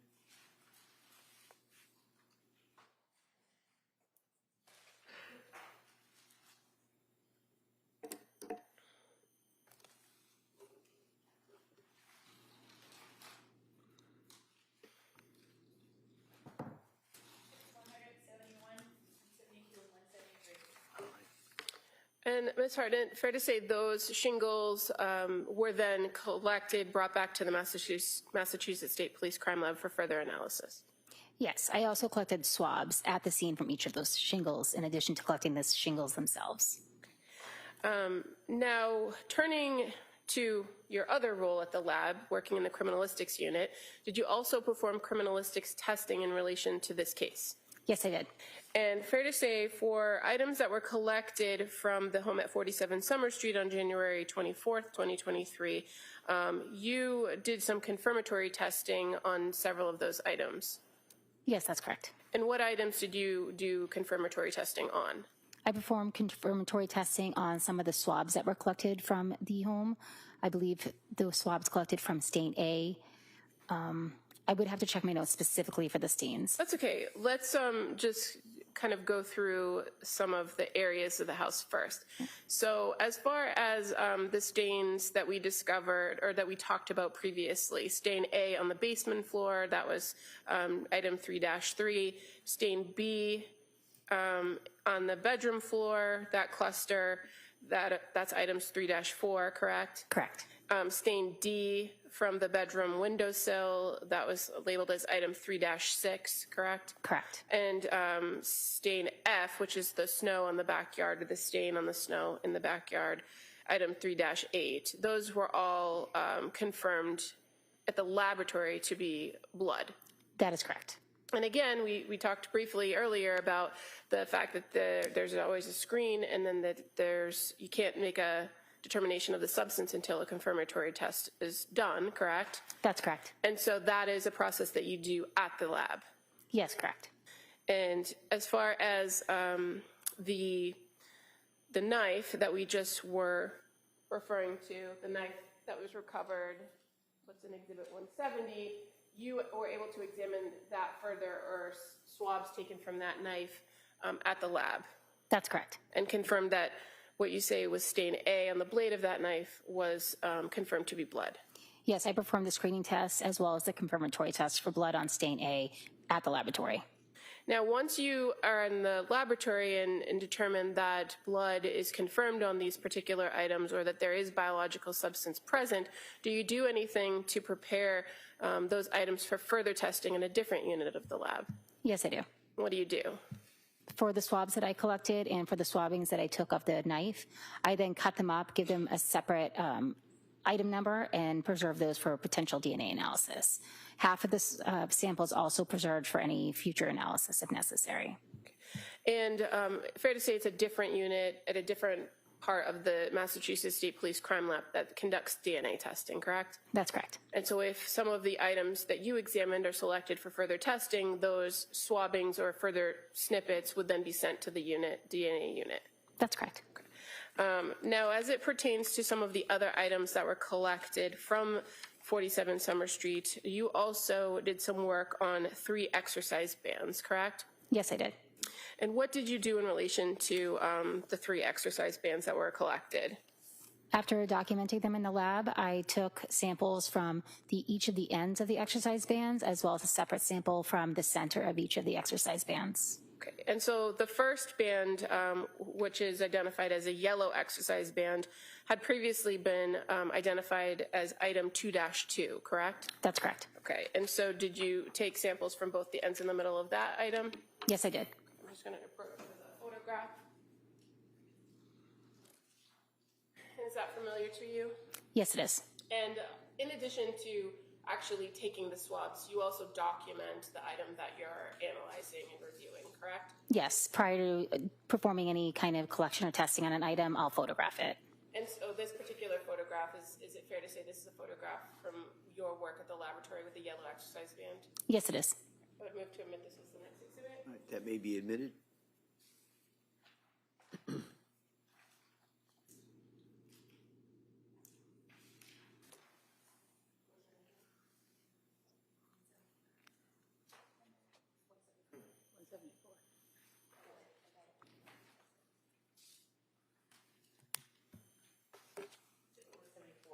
All right, thank you.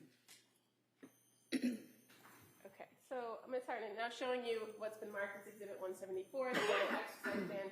You indicated that you took swabbings from around the handle areas, correct? Correct. And then the middle of the band. That's correct. Why didn't you swab the whole thing? The purpose of the collection was to potentially determine who was holding or had contact with the ends of the band and who potentially had contact with the center of the band, potentially those being two different individuals. So I collected samples separate from the ends as in addition to the center. And was your approach on each one of the bands the same? Yes, it was. Okay. So the second band, which is the black band that was identified as item 2-3, you took samples again from the ends and the middle? That's correct. And I'm just going to show you another photograph. And is that the black band you examined? Yes, it is. That may be admitted.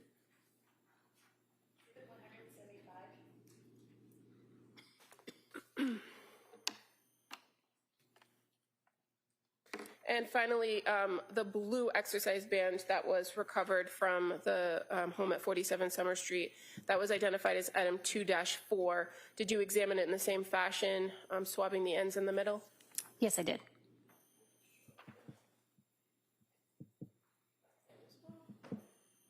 Yes. Is that a photograph of the band when you were examining it at the lab? Yes, it is. Next. All right, that may be admitted.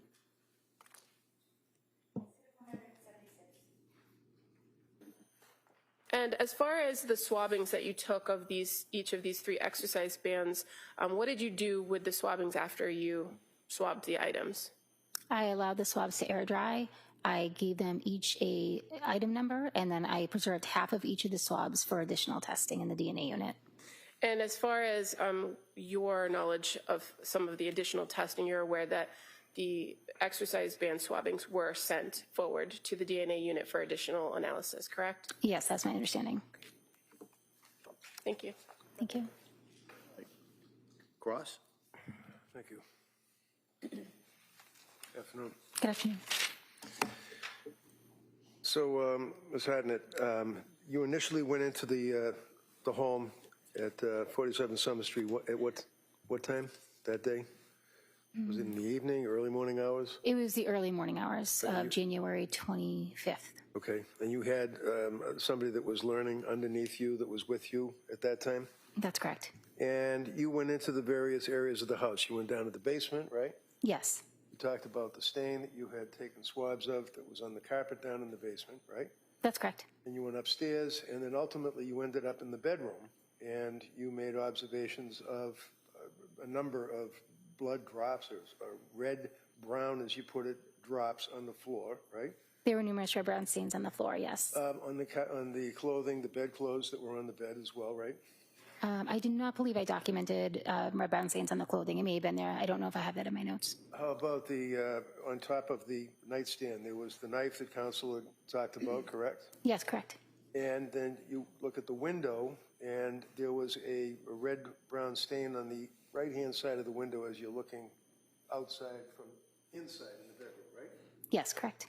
And you made observations of some of the markings on the shingles that were directly below the window and directly above where the red-brown stains were found in the snow underneath.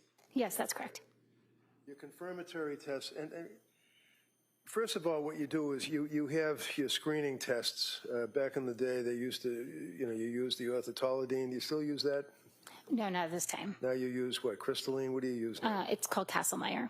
And the Tasselmeyer, basically, as I say, back in the day, it used to be that you would have vegetation that could give you a false positive, right? Correct. Certain chemicals could give you a false positive. Correct. Animal feces could give you a false positive, right? Depending on what's in them, possibly, yes. The test now that you have, the confirmatory test, is a lot more accurate, if you will, but still, nevertheless, I said confirmatory, screening, but nevertheless, you still have to do a confirmatory test, right? That's correct. And back in the day, it used to be Takayama test. What do you do for confirmatory now?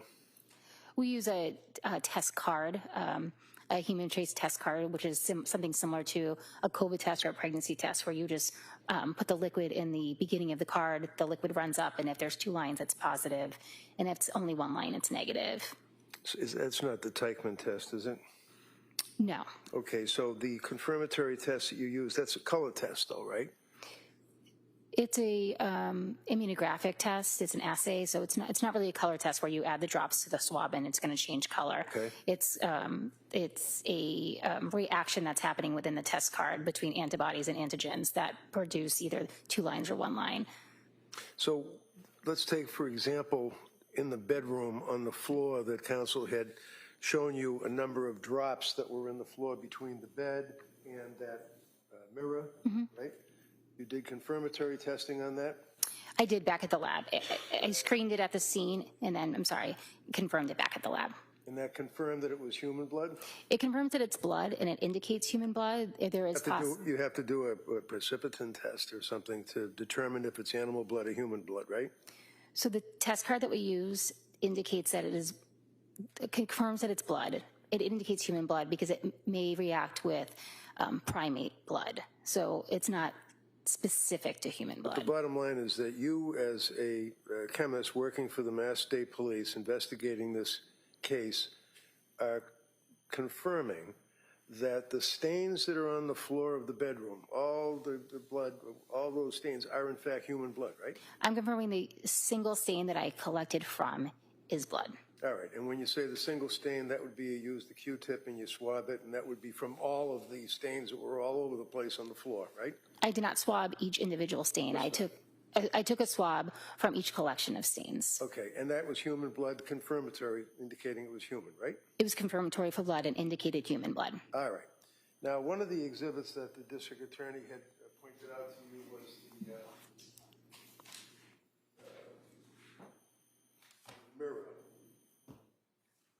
Exhibit 161. You remember that, the mirror? Yes, I do. You see those drops that appear to be going down from above in a downward direction? You see those drops? You tested those? I do see the red-brown stains, and yes, I performed a screening test on one of them at the scene. Okay, and you're comfortable that that in fact is human blood, correct? I did not perform a confirmatory test on that specific stain back at the lab, so I just screened it at the scene, and that stain was not tested any further at that time. It was what? I performed a screening test at the scene. I did not perform any confirmatory tests on that specific stain back at the lab. Well, there's no doubt that the stains that are depicted on the full-length mirror that we can see in Exhibit 161 and the stains that were on the floor next to the bed and the stains that were on the floor in front of the bed heading towards the door, all with the same consistency, right? I didn't make any determination whether or not they were all the same consistency. Human blood? I did not make a determination that they were human blood, so based on the scientific results, I cannot say that they were human blood. As a chemist and involved in crime scenes many, many times, would you agree that the substance that's on the floor and the substance that's in the mirror and the substance that's on the doorknob and the drops that are heading out of the bedroom, those in fact, more probable than not, would be human blood, right? I do make certain assumptions based on the color of a stain, the size, the shape of the stain, that it could potentially be blood, and that would indicate what I might want to test further. So I don't make an assumption off the bat that it's going to be human blood. That's why we perform scientific testing to screen for blood and then to confirm it's blood. Okay. So this here, you indicated was some type of insulation? That's what it appeared to me. I mean, I'm not an expert, but it looked like some sort of foam insulation. And it's a little difficult to see with the, see that there? Above the little orange, looks like a little balloon, but let's say it's insulation, or let's say it's something for bugs. You see the red substance on that object? I do. See the red substance, red-brown stain on that window ledge or windowsill? Yes, I do. You tested that? I did not test that specific stain, no. Yep. So do we know if that was blood? No, not at this time. Pretty obvious that it was, though, to you, right? It appears to be a red-brown stain on the exterior of the windowsill, but I did not do any testing on it. Okay. And did I hear you correctly that it was 5 months later that the state police investigators decided that you would get the shingles off the house? I don't know when that decision was made, but that was the day that I was requested to go out. And then the district attorney showed you the shingles and envelopes. You opened them up and looked at them, and you did a confirmatory test on those? I did not. I performed a screening test on each of those stains at the scene. I did not perform a confirmatory test on those stains due to the fact that the red-brown stain color was no longer visible. So potentially It was degraded because of the weather, right? at some point the red-brown stains appeared darker. They were no longer red-brown. So I thought that the material could be less, so I didn't want to use any additional material for confirmatory testing. School, as a chemist, you learn how to testify, don't you? Yes, One of the things they tell you is look at the jury. When the lawyer asks a question, you look at the jury and you answer the question, right? that's correct. Right. So can you just look at me when I ask you just a little bit, a question? Would you agree that weather affects, degrades blood if in fact it is on an object and allowed to stay outside? Absolutely. All right. And then, you can look at that. And then you'd agree with me that what you noted appeared to be dark. Yes. It would almost be like bat guano for that matter. We don't know what it is, right? No, I could not make determination what it was. Like, I just performed a screening test, so I could not confirm it was blood. They just screamed positive for blood. Do you remember there was a red-brown stain on the doorknob of the bedroom, from the inside of the bedroom going out? Did you notice that? Potentially I noticed it. I don't believe I didn't collect from that. We don't know if that's blood either. Correct.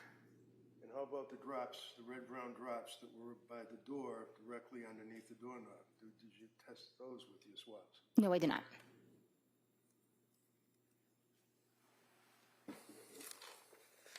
That's all I had. All right. Commonwealth, any redirect? Just briefly, you were attempting to explain why you did not perform confirmatory testing on the shingles. Can you explain that to the jury? Because I could no longer see the red-brown stain, it just appeared more of a darker stain, a lighter stain that I had previously saw at the scene. Given that that material, whatever it was on the shingle, may have been limited, performing a confirmatory test is using up additional material to perform that test. So given that was already potentially limited due to the conditions and the time that had passed and the fact that I could no longer see the red-brown stain, I simply performed the screening test, and once that was positive, I took a swab and just preserved it. I did not perform any more testing in the lab on that swab. And is that because you would need something to forward onto DNA if you wanted additional testing to be done? Correct. I would have had to use up a portion of that sample to perform the confirmatory test, and I didn't think that that was in the best interest of the case, given the fact that the material may already have been limited. And you indicated that you had previously seen those red-brown stains in those same areas that you swabbed and the shingles were collected back in January, correct? That's correct. Thank you. Nothing further. Anything further? All right. Thank you. Please step down. Thank you. Thank you.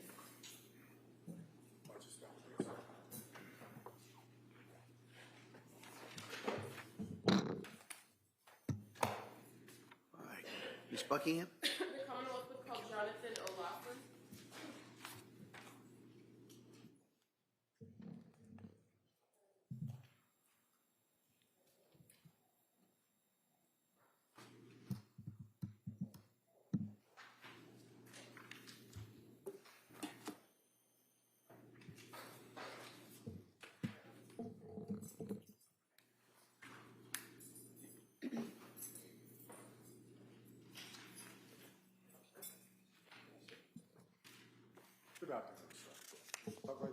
the right hand to the clerk.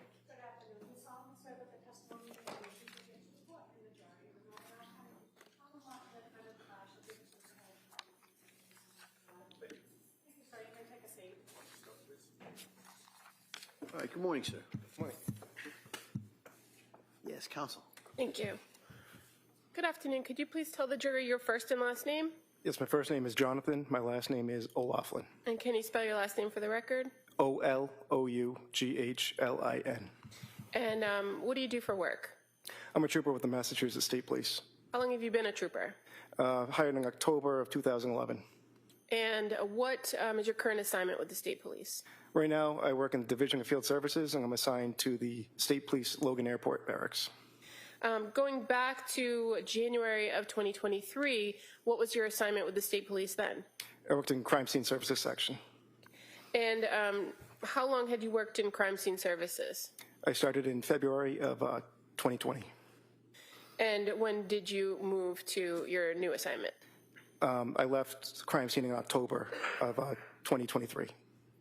So do you undergo specific training as a trooper to work in that crime scene services section? Yes. And what kind of training do you get? So we did an internal training in the lab, the crime lab. A lot of it was, the beginning was reading about crime scene processing and fingerprinting, and then it would move on to doing mock cases, following other crime scene services members around to observe, and then it went on to do a competency test where you would process a mock scene, develop fingerprints, and analyze them. It kind of pulled it all together. And then that would go on to a quality assurance program within the lab, and they would determine if you were qualified to be on call. And what things do you do as a crime scene services trooper? What are your responsibilities? So we respond to all different types of crime scenes. At every single crime scene, the main thing you do at every scene, no matter what it is document the scene with photographs. Depending on the type of scene you're at, you may also document the scene with video. You may also sketch the scene by hand. Then also you may collect items of evidence to be processed later, or you may even process items at the scene. What you're processing for is fingerprints. You try to develop fingerprints if there are any. You can do fingerprint analysis and try to determine whose fingerprints are on the items of evidence. And that can be done at a crime scene, but it also can be done back at the crime laboratory, correct? Correct. Depending on the item and where it was located. Yes.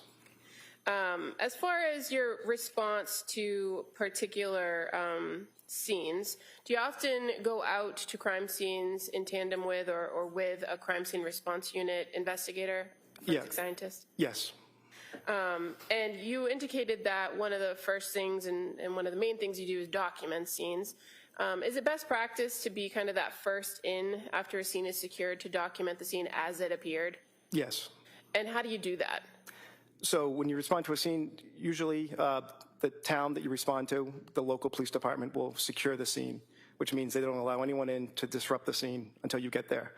Then you start with photographing the exterior of the residence, and then you walk in and just document the entire scene room by room as it is. And after that's done, do you kind of go back through and highlight or identify in any way particular things that may be relevant to the investigation of Yes. the crime scene you're responding to? Yes. And how do you identify in the documentation items that might have some relevance or evidentiary value? So some items might kind of be obvious if they're involved in the crime that are still there. Those you want to document further. And sometimes a detective unit or a member will ask you to document another piece of evidence that they would like collected or they would like further looked at. And you indicated that with crime scene services, you respond to all different kinds of scenes and all different types of law enforcement. So sometimes do you work with the local city or town departments? Yes.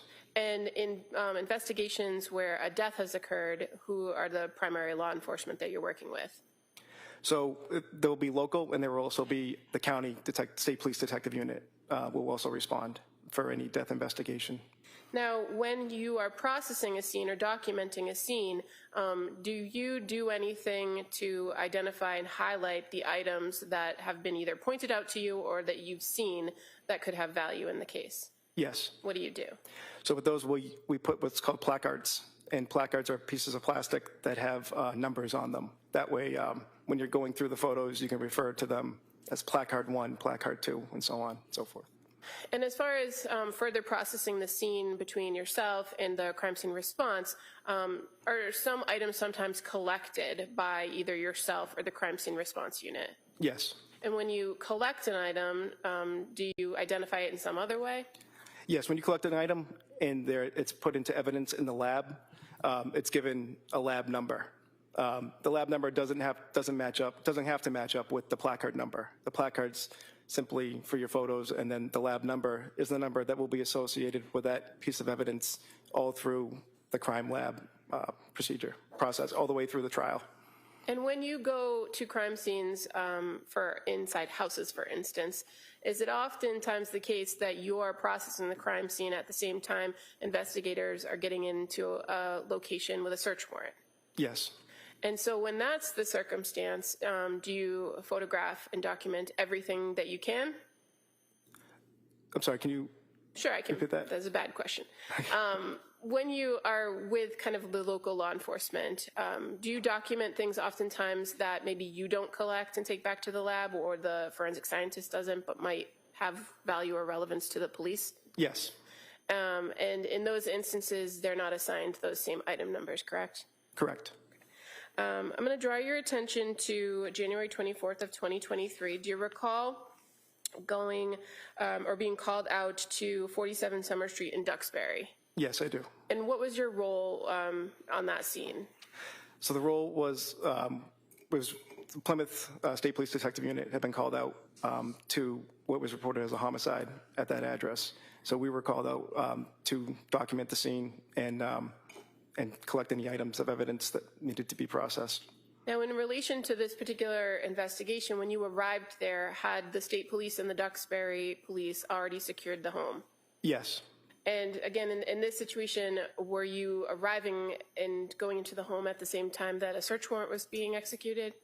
Yes, we waited for the search warrant to be signed, brought to the scene, and then photographed the search warrant, and then we started documenting the scene. Okay.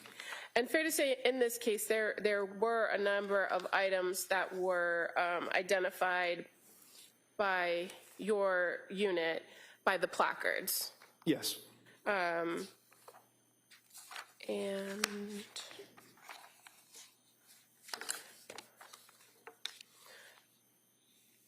if I tell you that you documented 8 specific placards at the crime scene on that particular day, does that sound about right? Yes, it does. Okay. Including a brown belt, some exercise bands, 3 in particular, a pair of red pajamas, a pink sweatshirt or a robe, a pink piece of clothing, a knife with a black handle, and a phone. Yes. Those sound right? It does. And I won't go through each and every item because we've seen several of those items before, but just in particular as it relates to placards 7 and 8, I'm just going to ask you to take a look at some photos, okay? Okay. So I'm showing you a photograph of placard 7. Is that familiar to you? Yes, it is. And what is the placard 7? What was that to highlight or depict? That was a knife covering a red-brown stain found in the upstairs master bedroom. Right, that may be admitted. And I'm showing you another photograph with depicting placard number 8. Is that familiar to you? Yes.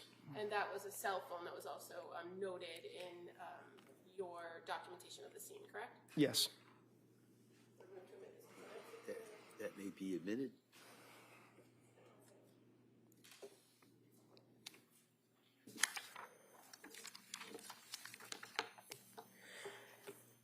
Now, as far as collecting of particular items on this scene, you're aware that there were several of the placarded items that were collected by crime scene services to take back to the lab.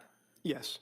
And fair to say the yellow exercise band at placard number 2, the black exercise band at placard number 3, the blue exercise band at placard number 4, the red pajamas, and the silver knife with the black handle were all collected.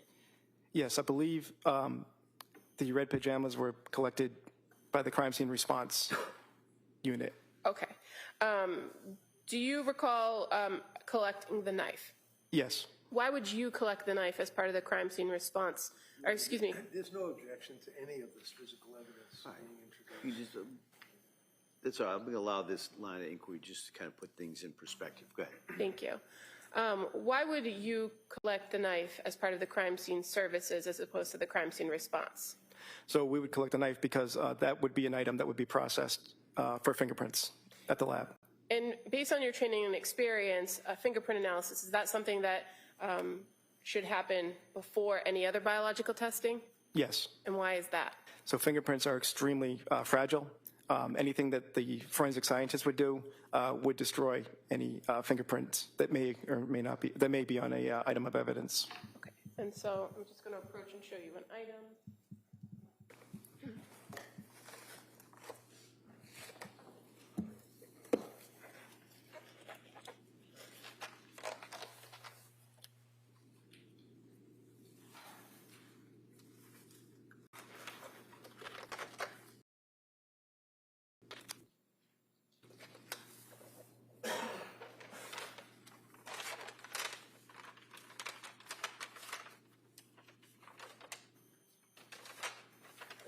Familiar to you? Yes, it is. Is that the knife that you collected that was located at placard number 7? Yes. Thank you. I would move to admit this as the next exhibit. All right, that may be admitted.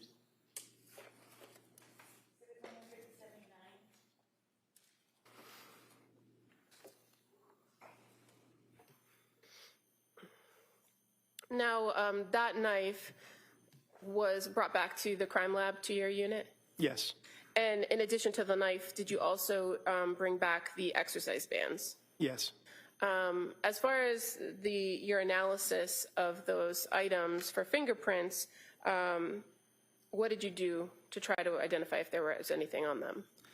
So when we're examining for fingerprints, we're looking for latent prints, which are fingerprints that aren't necessarily visible to the naked eye. Therefore, chemicals must be applied to bring it out to make them visible. Those are non-porous items. So for those, we would use, it's commonly referred to, what was cyanoacrylate ester. It's more commonly known as superglue. And we put them in a chamber with the superglue. The superglue is heated. There's water, so there's humidity in this chamber. The entire chamber fills with superglue fume. So it adheres to anything fingerprint related on those items. Once the chamber is cleared of the fumes, you open it, and then you can now see if there are any fingerprints on there. Is it fair And to say, that also hardens and preserves the fingerprints on the items of evidence for further testing if needed. okay, and is it fair to say that when you touch an item and leave some remnants of a fingerprint, it's the oils and everything that are on your finger that leave the impression on the item? Yes. And so are there things that can affect whether you actually get enough information to analyze a fingerprint? Yes. What kinds of things can influence that? So it could be the texture of the actual object itself. It could also be environmental factors. If there's low humidity, it could be if there's the person touching the item might not have residue on their hands. There's also movement can affect fingerprints. The strength, the grip on an item also affects that, as well as they could be wiped off because fingerprints, like I said, are very, very, very fragile.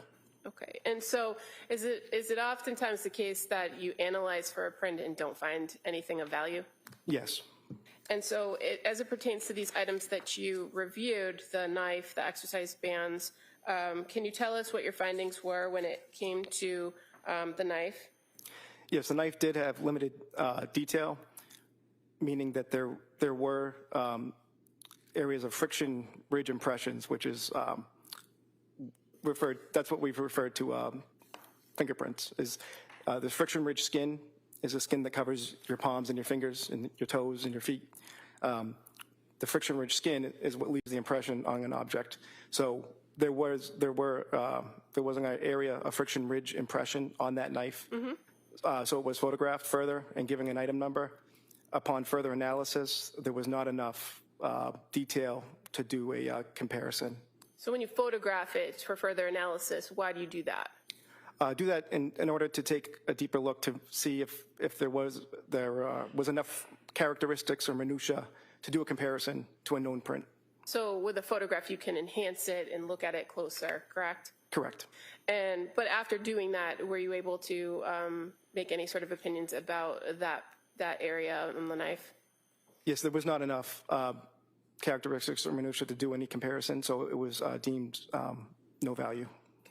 And as far as the exercise bands, fair to say you also did the same and examined those to try to identify if they had any friction ridge detail or anything of value that you could conduct a comparison on, right? Yes. And was there any on either the yellow band, the black band, or the blue band? No, there was not enough to do, no value.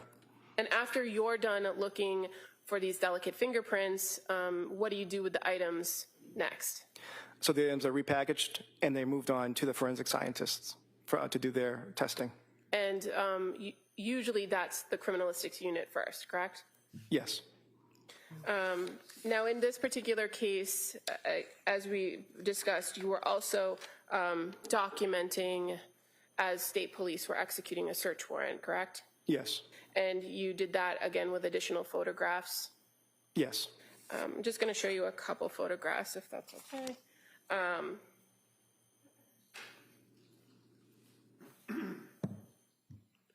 Three photographs. That's the first one. It's a little hard to see, but do you see an item depicted in there? A square item. I'm sorry, where exactly? Well, do you see that this photograph, a little washed out, but it depicts an area of the home? Yes. Or an item in the home? Oh, yes. The dresser? Yes. Oh, yes, the dresser. Okay. Yeah. And then I have another photograph with a drawer open. Is that familiar to you? Yes. And then a third one, with an action item pulled out. Yes. And fair to say, when you're photographing things as they are found, you photograph where it comes from, as it's being examined, and then the item in and of itself. Yes. So these three photographs, would they depict the location of a brown journal? Yes. Okay, I would move to admit these as the next. All right, those may be admitted.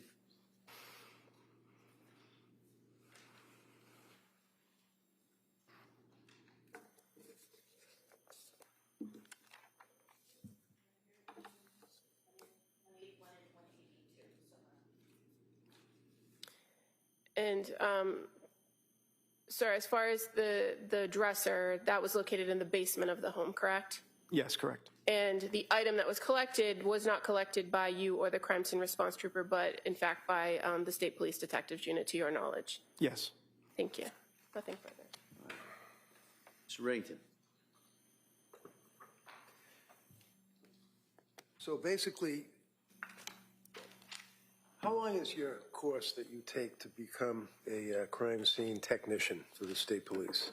So before you're certified for fingerprints, it's usually about a year.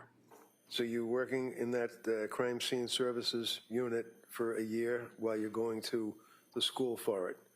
Yes, it's more of an internal training. You don't go to a specific school, but yes. So you told us about your training. You told us about your experience. You told us about fingerprints. You told us how you seize items in the course of a search warrant. And then you told us about looking at the photographs and the items that would depict friction ridge, if any. But the bottom line is that you didn't get any fingerprints. Correct. And that, you could have just said that, right? Just come on the witness stand and say, we didn't get any fingerprints. Sustained. So then you're talking about, as the state police investigating this case, you guys walk around and you have cameras and you take pictures, right? Yes. That's what you told us about. Well, how about when you're executing a search warrant? Are you supposed to be thorough in the course of your search for items? I don't search for items, sir. Everything I do is, Pictures, right? yes, I document. So if I went into the bedroom and if I found a bunch of drugs, in addition to the drugs that were found in the kitchen, and I found these in a nightstand with blood on top of the nightstand and the knife that you talked about, you would have photographed that, right? Yes. Never saw that, did you? No.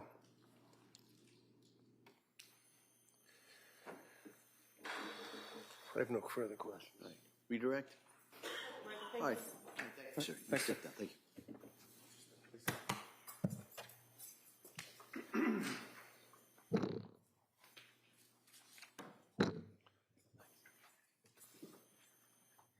The Commonwealth would call Hillary Griffiths as its next witness, please.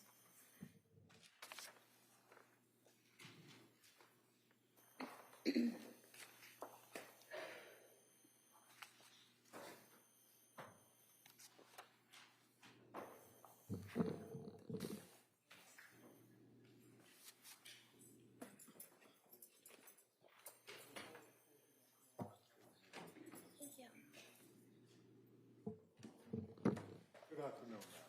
You will stop right here and raise your right hand for the clerk. Good afternoon. Do you solemnly swear that the testimony you give that you shall give to the court and the jury is have enough time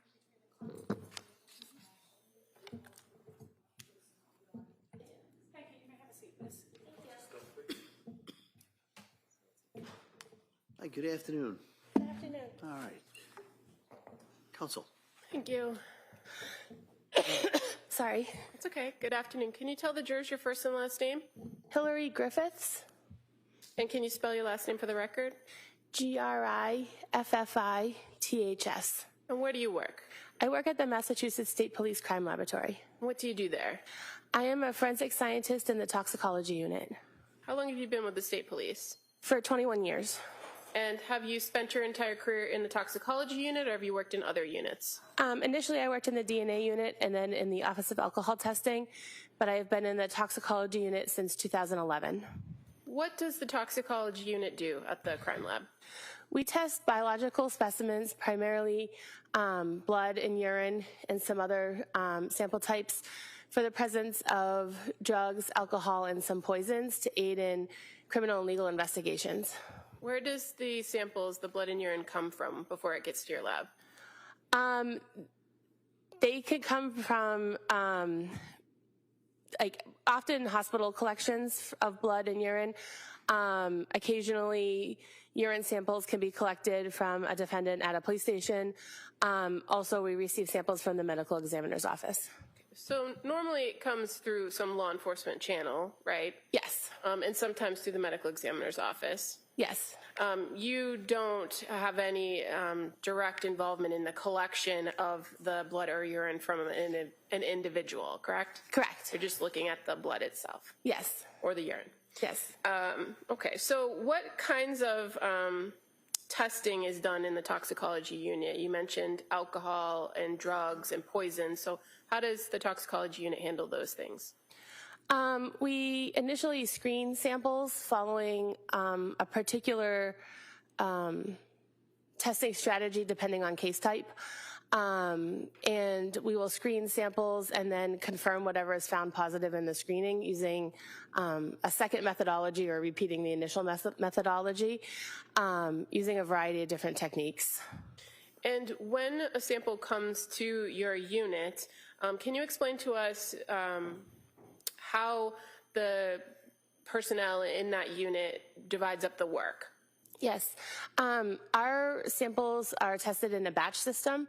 So each analyst is assigned a particular task for the month.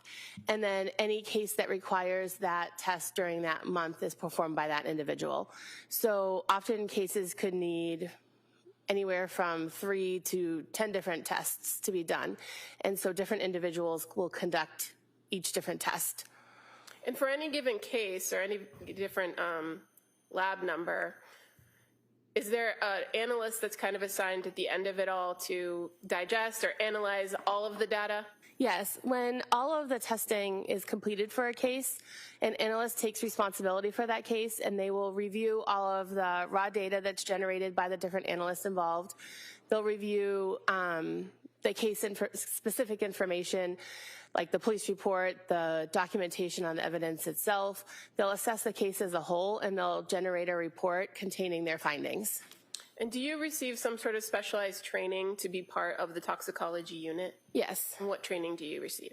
When I began working in the toxicology unit, I participated in approximately a year-long training program where I conducted literature reviews, attended lectures, to learn the theory behind the testing and the testing process itself, as well as the interpretation of the results. And then I practiced each of the techniques on mock cases, and then took tests to ensure that I understood the logic and the background behind the testing. I understood the interpretation, and I was able to test these mock cases and get the correct results prior to performing those methods on casework samples. And you described to us that the work is done in a batch flow process so that you could be doing different things at various points. Are you trained to do each part of the process? Yes.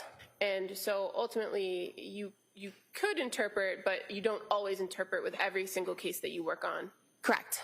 Now, in the toxicology unit, you mentioned that there are screening tests and there are confirmatory tests, and those are usually assigned differently in this batch process, correct? They can be, yes. What are generally the screen tests that are done when a case comes into the toxicology unit? For the most part, all cases receive an ELISA screen, which is a very quick color screening test that looks for 8 different types of drugs. It's very sensitive but not very specific, so it basically says this type of drug might be present. Now go do follow-up testing to find out specifically what's present. They also all receive a general unknown screen, which looks for several hundred different prescription drugs, over-the-counter drugs, and drugs of abuse. Then depending on the case type, they can be screened for alcohol, and they can be screened, specific screening tests for GHB can be performed if the case type warrants that. GHB, alcohol, I mean, really? Overall, I'll let, go ahead. You can continue. And then depending on what is present from those screening tests, that will guide the follow-up testing. And with the follow-up testing, that's the process of going through that secondary confirmatory testing, right? Correct. And in some instances with the screens, are you looking to get any sort of specific information about a particular drug or substance that might be present, or is it just a determination of whether something is detected or not detected? It depends on the test itself and the sample. The general unknown screen only tells us if a substance is detected or not detected. The general unknown screen can be run as both a screening test and a confirmatory test. With other tests, the screening test would just be qualitative, and we would determine if a substance is present or not, such as when we test urine, we can only determine or report out if a substance is present or not. With some tests, when testing blood, we can determine a concentration and know how much of the drug is present. And are there limitations at your lab as far as determining concentration of certain types of drugs in blood? Yes. And so what happens when your lab might have screened or detected a substance but doesn't have the ability to give a concentration? What do you do with that? We can, if the substance is confirmed, so if we've tested it twice and verified that it's definitely present, we can report it out as just detected, as opposed to giving the concentration. Do you often work with other independent outside laboratories to do additional testing that you can't as far as determining concentrations or levels? Yes, if it's important for the case to know a concentration of a substance that we can't quantify ourselves, we can send it to a different laboratory that can perform that testing. I'm going to draw your attention to a laboratory number 23-01723. Do you recall doing work on that particular lab number? Yes. Do you recall what your role was in that batch process for the lab number? Yes. I performed the confirmation method for benzodiazepines on the urine sample and the quantitation method for benzodiazepines on the blood sample. And in order to do, well, can you tell us a little bit about the benzodiazepine? What did you do as far as that particular test? When testing both the blood and the urine, for the most part, the same method is used. We use a solid phase extraction method to separate the drugs from the rest of the biological material. Biological materials can have things like lipids and steroids and blood cells and bacteria and other things that can interfere with our testing. So we use this solid phase extraction method to separate the drugs and concentrate them to be able to run on our instrument. And then we run them on a LC-MS, which is a liquid chromatograph mass spectrometer that can separate the different drugs and identify specifically which one is present and how much is there.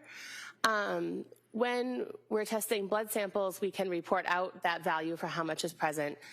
When testing urine samples by this method, although the method itself can determine how much is present, we don't report that out because concentrations in urine aren't really meaningful. They don't reflect any concentration that had previously been in the blood. They mostly just reflect how much of the drug was present in the urine. So we don't report that. There is an additional step that's needed when testing urine at the beginning of the method, but otherwise both the blood and the urine are tested in the same manner using the solid phase extraction and the LC-MS. And in this case, with this laboratory number, the toxicology unit was in fact provided with 6 vials of blood and 1 vial of urine, correct? There were 4 vials of blood and then 2 vials of serum plasma, which had started out as blood but were serum by the time we received them, and then 1 tube of urine. Okay. And as far as the urine goes, in your role in this batch process, you conducted that benzodiazepine screen, correct? Yes. And it was positive? Yes. And then the further testing, were you able to detect any particular benzodiazepines in the urine?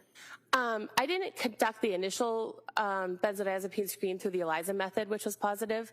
Based on that positive result, I ran the confirmation method on the urine, which identified the specific drugs that were present.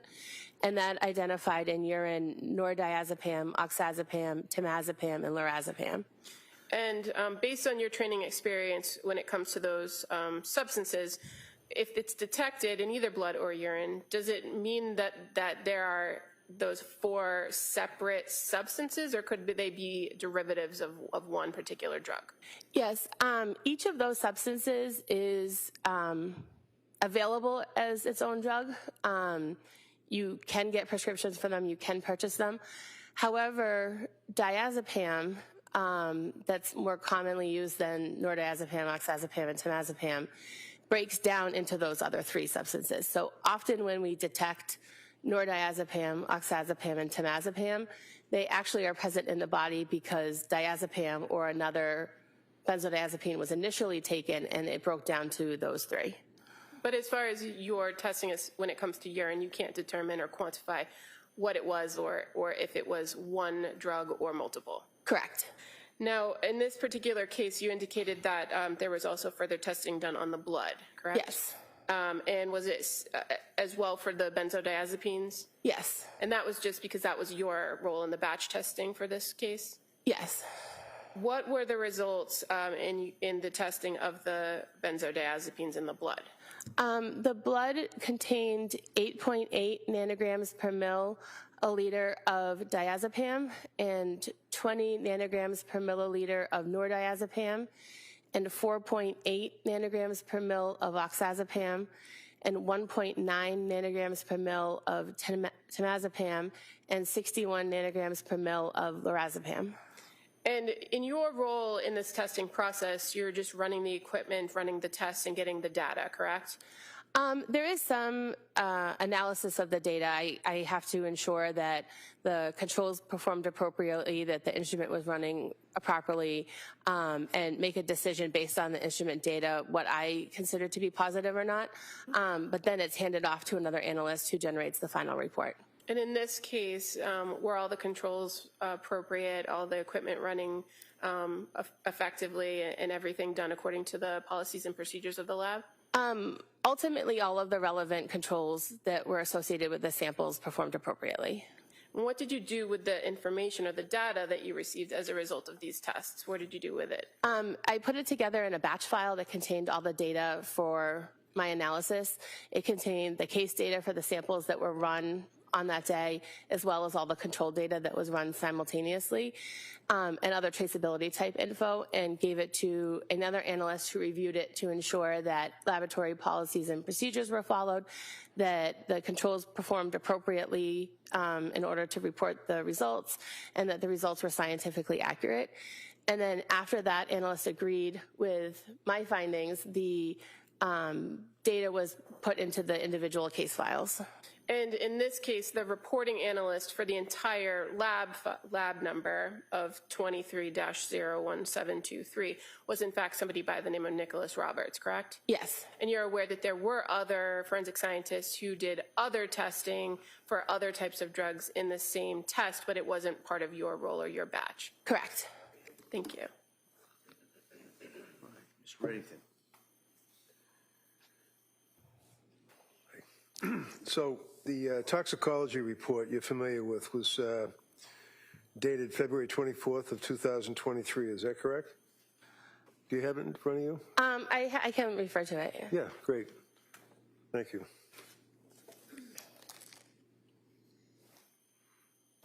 Yes. Okay, and that's, you can keep it right there and look at it.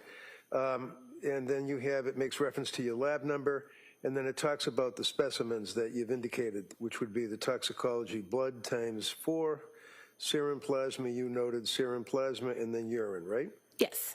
And when you say serum plasma, what is that? Is that just a breakdown of the blood, or is it that that was actual plasma that was submitted? How did that come about as opposed to the actual blood in items number 1, 2, and 3? We received samples that were taken for medical reasons, and the sample that was initially drawn would have been blood, but the hospital would have separated the blood cells from the liquid portion of the sample prior to it being submitted to our lab. So when I received it, it was serum plasma, but it would have initially been blood. Okay. And likewise with the urine, correct? Yes. And you received all of these items in indicating light blue top tube, potassium oxalate, sodium fluoride. That was just so prevent coagulation, right? Yes. And then looking down further, it says on the toxicology blood, you make reference to, as you indicated, the 8.8 diazepam, the nordiazepam, the oxazepam, temazepam, lorazepam, and you're putting down, would that be nanograms per milliliters, NG/ml? Yes. Okay. And it's kind of hard to follow through with that, so I'm going to approach you. This is a copy of the blood toxicology report that you're referring to, right? Sure, of course. Yes. Okay. And this is the tox report for Lindsay Clancy, right? Yes. And it's making reference to incident dated January 24th of 23, correct? Yes. I'd offer this, Your Honor. Any objection? No. All right, that may be admitted.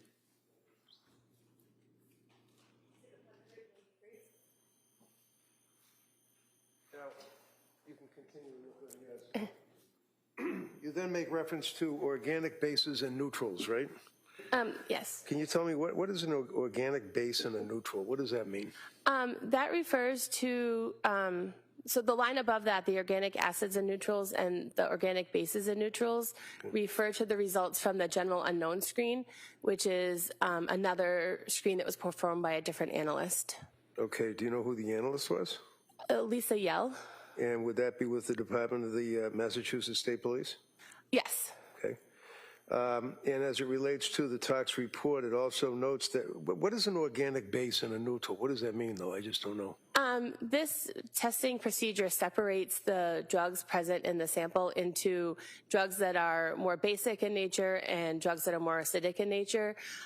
This test looks for several hundred types of drugs, and so in order to customize the extraction method to target certain drugs, the sample is divided into 2 fractions. So in other words, it gives you a broader spectrum, if you will, of the drugs that would be in the person's sample of their blood, right? Yes. And that detected mirtazapine, right? Yes. lamotrigine, right? Yes. Probably mispronouncing this, quetiapine, Quetiapine.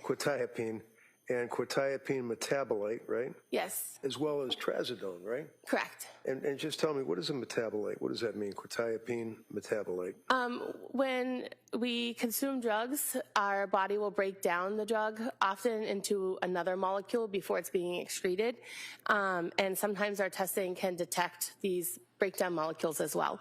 So this test detected both quetiapine as well as its breakdown product. So there was, that would indicate that there was quetiapine that was in the blood as well as a quetiapine metabolite or a breakdown over a passage of time. Yes.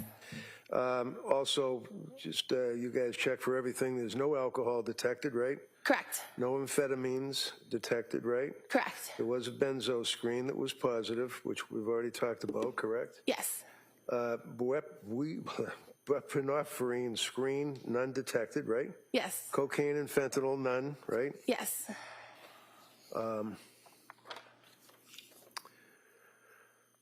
Methamphetamines, none, correct? Yes. Opiates, none. Yes. Cannabinoids, that'd be weed, right? None. It's the active molecule in there. Okay. Diazepam, none.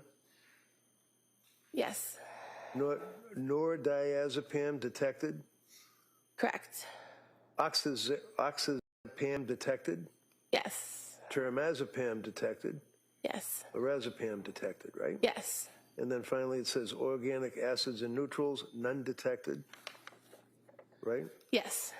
And then you talk about, and that would be the acids, then you talk about the actual organic bases, and it lists all of the other items that we just went through. Trazodone metabolite, for example, so you have the trazodone plus the breakdown of the metabolite.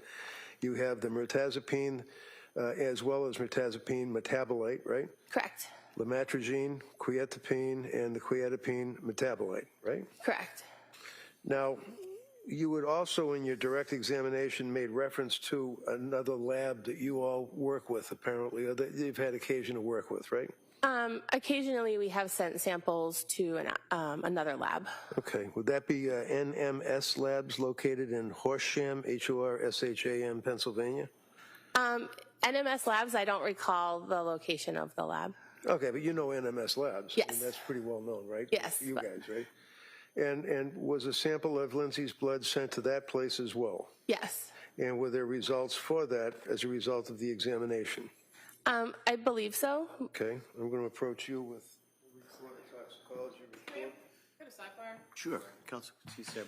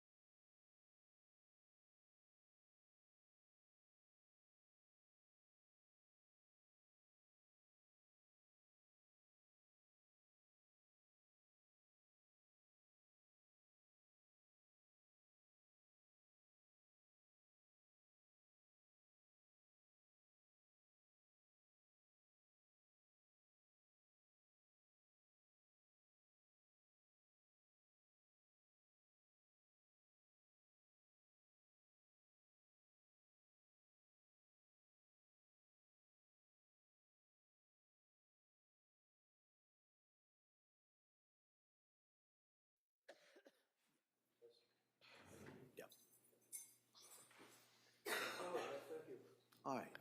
Yeah, redirect. Nothing further. Okay, thank you, ma'am. Let me sit down. Thank you. Thank you.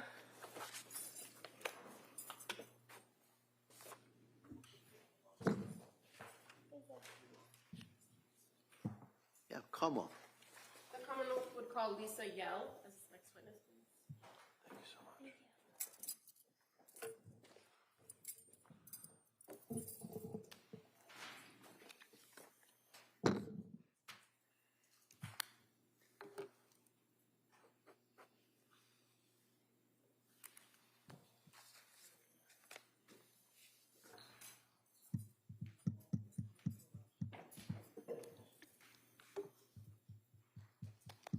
Good afternoon.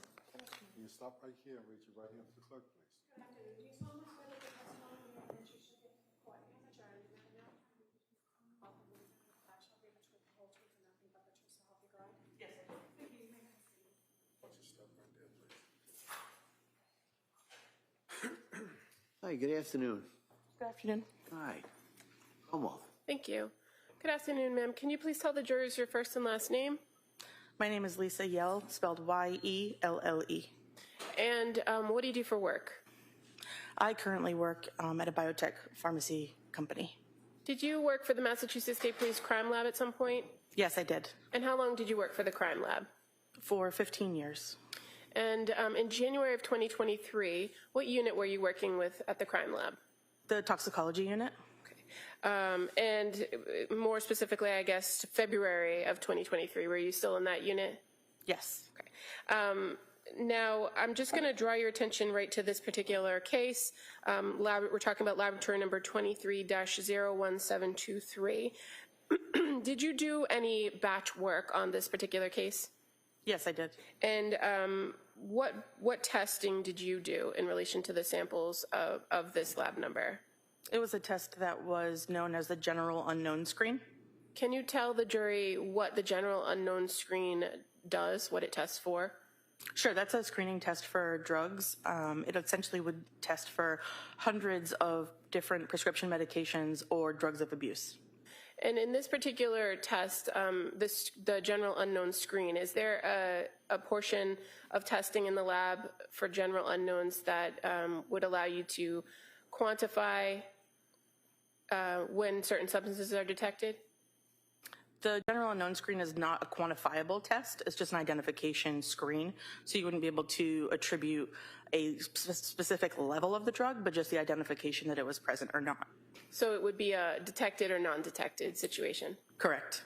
And in this particular case, items 10-101 involved a vial of blood that was submitted to the laboratory, correct? Yes. And you did the general unknown screen for the blood? Yes. And what were the substances that were detected in that sample of blood? Would I be able to reference? Sure. Just to ensure that I'm attributing everything? Yep. Any objection? No, of course not. Sure. I can actually show you what's been already exhibit 183.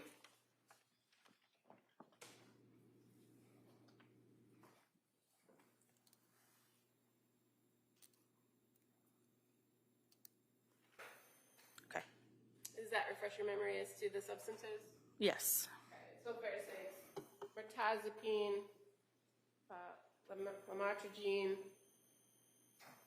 Trazodone, and quetiapine. And the quetiapine metabolite, correct? Yes. And in that particular screen of the blood, all you're able to tell is whether they're detected or not. Correct. In your work with testing for those items and running that general unknown screen, were there any issues with the controls in that test? No, there weren't. Were there any problems with the equipment in that test? There was a syringe issue, which means essentially if you consider a needle that has a plunger on the top, it would have essentially gotten stuck at some point within the batch run, which could run for 24 to 48 hours. It's a very lengthy run. So once the error is notified, it's a very simple switch. You just pull the syringe out, place a new one back into that same spot, and then you would restart your run from that point forward, including a control, just to ensure that the instrument is still functioning the way that it should. And so would that type of error that you observed in the equipment affect the results of the test? Not in any way. And in addition to the testing or running this general unknown screen on the blood, you also ran a general unknown screen on urine, which was identified as item 10-201, correct? That's correct. And were those same substances detected in the urine? Yes, they were. And again, as far as those particular substances in the general unknown screen or unknown screen test for urine, are you able to quantify it in any way? No. Is it fair to say that there are other laboratories across the country that potentially could quantify those substances? Yes. And so in this case, are you aware that there were samples of the blood and that were sent to another lab because of those positive tests for those substances? I am not aware. Okay. You weren't the reporting analyst in this case, correct? Correct, I was not. So after you did those general unknown screens in the blood and the urine, what did you do with the information? The testing, every independent sample receives its own summary sheet where you document any possible drugs that were detected. All of the sheets are submitted to what's called a batch review, so a secondary person will independently review everything and ensure that they drew the same conclusions that I did. Once both people have agreed, all of the paperwork that is generated is filed within the respective case files, and then that's later submitted to an analyst at random to author the report and review the entirety of the case. And in this particular case for lab number 23-101723, you're aware that Nicholas Roberts was the reporting analyst, correct? Correct. And any decisions on any further testing were likely made through him, in your experience? Yes, it definitely would not have been part of the role for someone doing a portion of the testing within a case. And as far as the particular substances that were detected, when you are running these tests, it doesn't tell you that there were several different drugs that were necessarily consumed by the individual, correct? I don't know if I understand your question. Well, are there certain substances that come up in these screens that could be attributable to the same type of drug? There are certain, we would call them parent drugs and metabolites. Once you ingest a medication, your body will begin to metabolize or break that drug down. So there could be metabolites that are related to the parent compound of the medication that was taken. So where there were five positive or detected substances doesn't mean that there was 5 specific substances, especially where there was a metabolite detected, correct? I guess that. I'm not sure I follow your question again. That's okay. As far as these particular items or these particular substances that were detected in these screens, you weren't able to provide any further information for final review other than they were detected. Correct. Okay. Thank you. Nothing further. All right, Mr. Rankin. Basically, as the court knows, we agree to this. We stipulate to all of this. As far as the blood, the chain of custody, the testing, you didn't have any problems with the quality of the testing, right? It was a good test. It was a good test, correct. Okay. So, and the results that have been described numerous times, there's the reference to metabolite, and there's 5 drugs. Doesn't mean there's 5 drugs. It could be 1 drug with a metabolite. All a metabolite means is that it's a breakdown of the same drug at some point, right? Correct. Like if you're smoking marijuana or something, you have carboxy-9 or whatever they call it. It can be some residue in your blood, right? Yes, the way that. From the breakdown. Yes. And the lab that counsel was referring to, again, would be the, is it the NMS lab? You familiar with that, NMS? I'm familiar that that lab does exist, yes. Yeah. And what does that mean? Do you know what NMS means? Is it like national something? I'm not familiar with the acronym. All right, thank you. That's all I have. Thanks. All right, Como? Nothing further. All right, thank you, ma'am. You step down. Thank you. Counsel, can I see you at sidebar?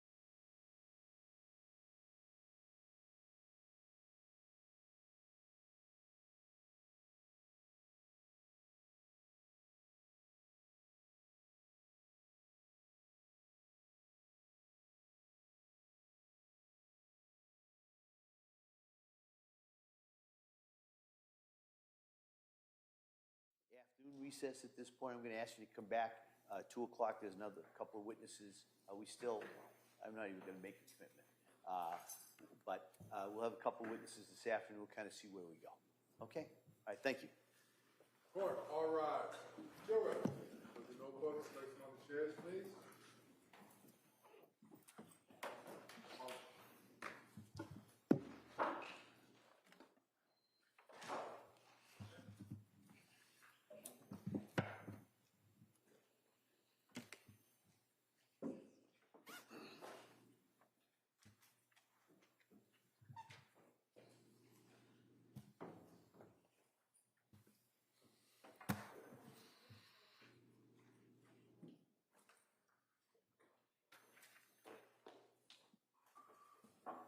Jurors have exited the forum.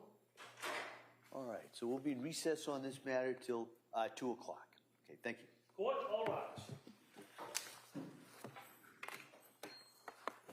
You're not sure that this is the Brigham and Women's, the same thing that you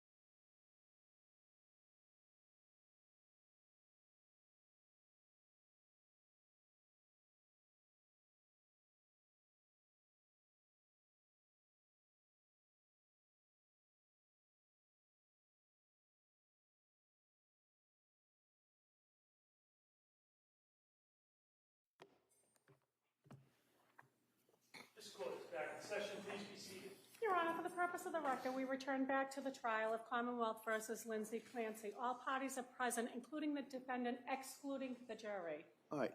Counsel, could I see it sidebar just for a second?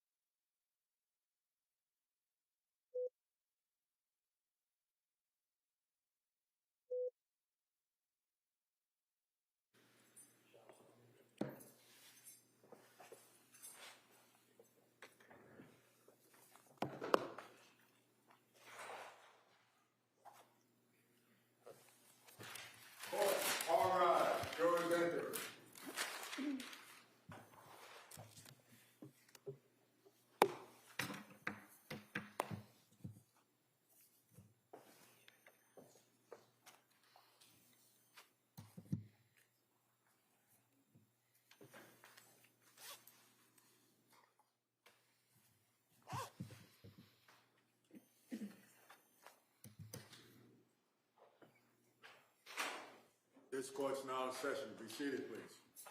Your Honor, for the purpose of the record, we return back to the trial of Commonwealth versus Lindsay Clancy. All parties are present, including the defendant and including 18 jurors. All right.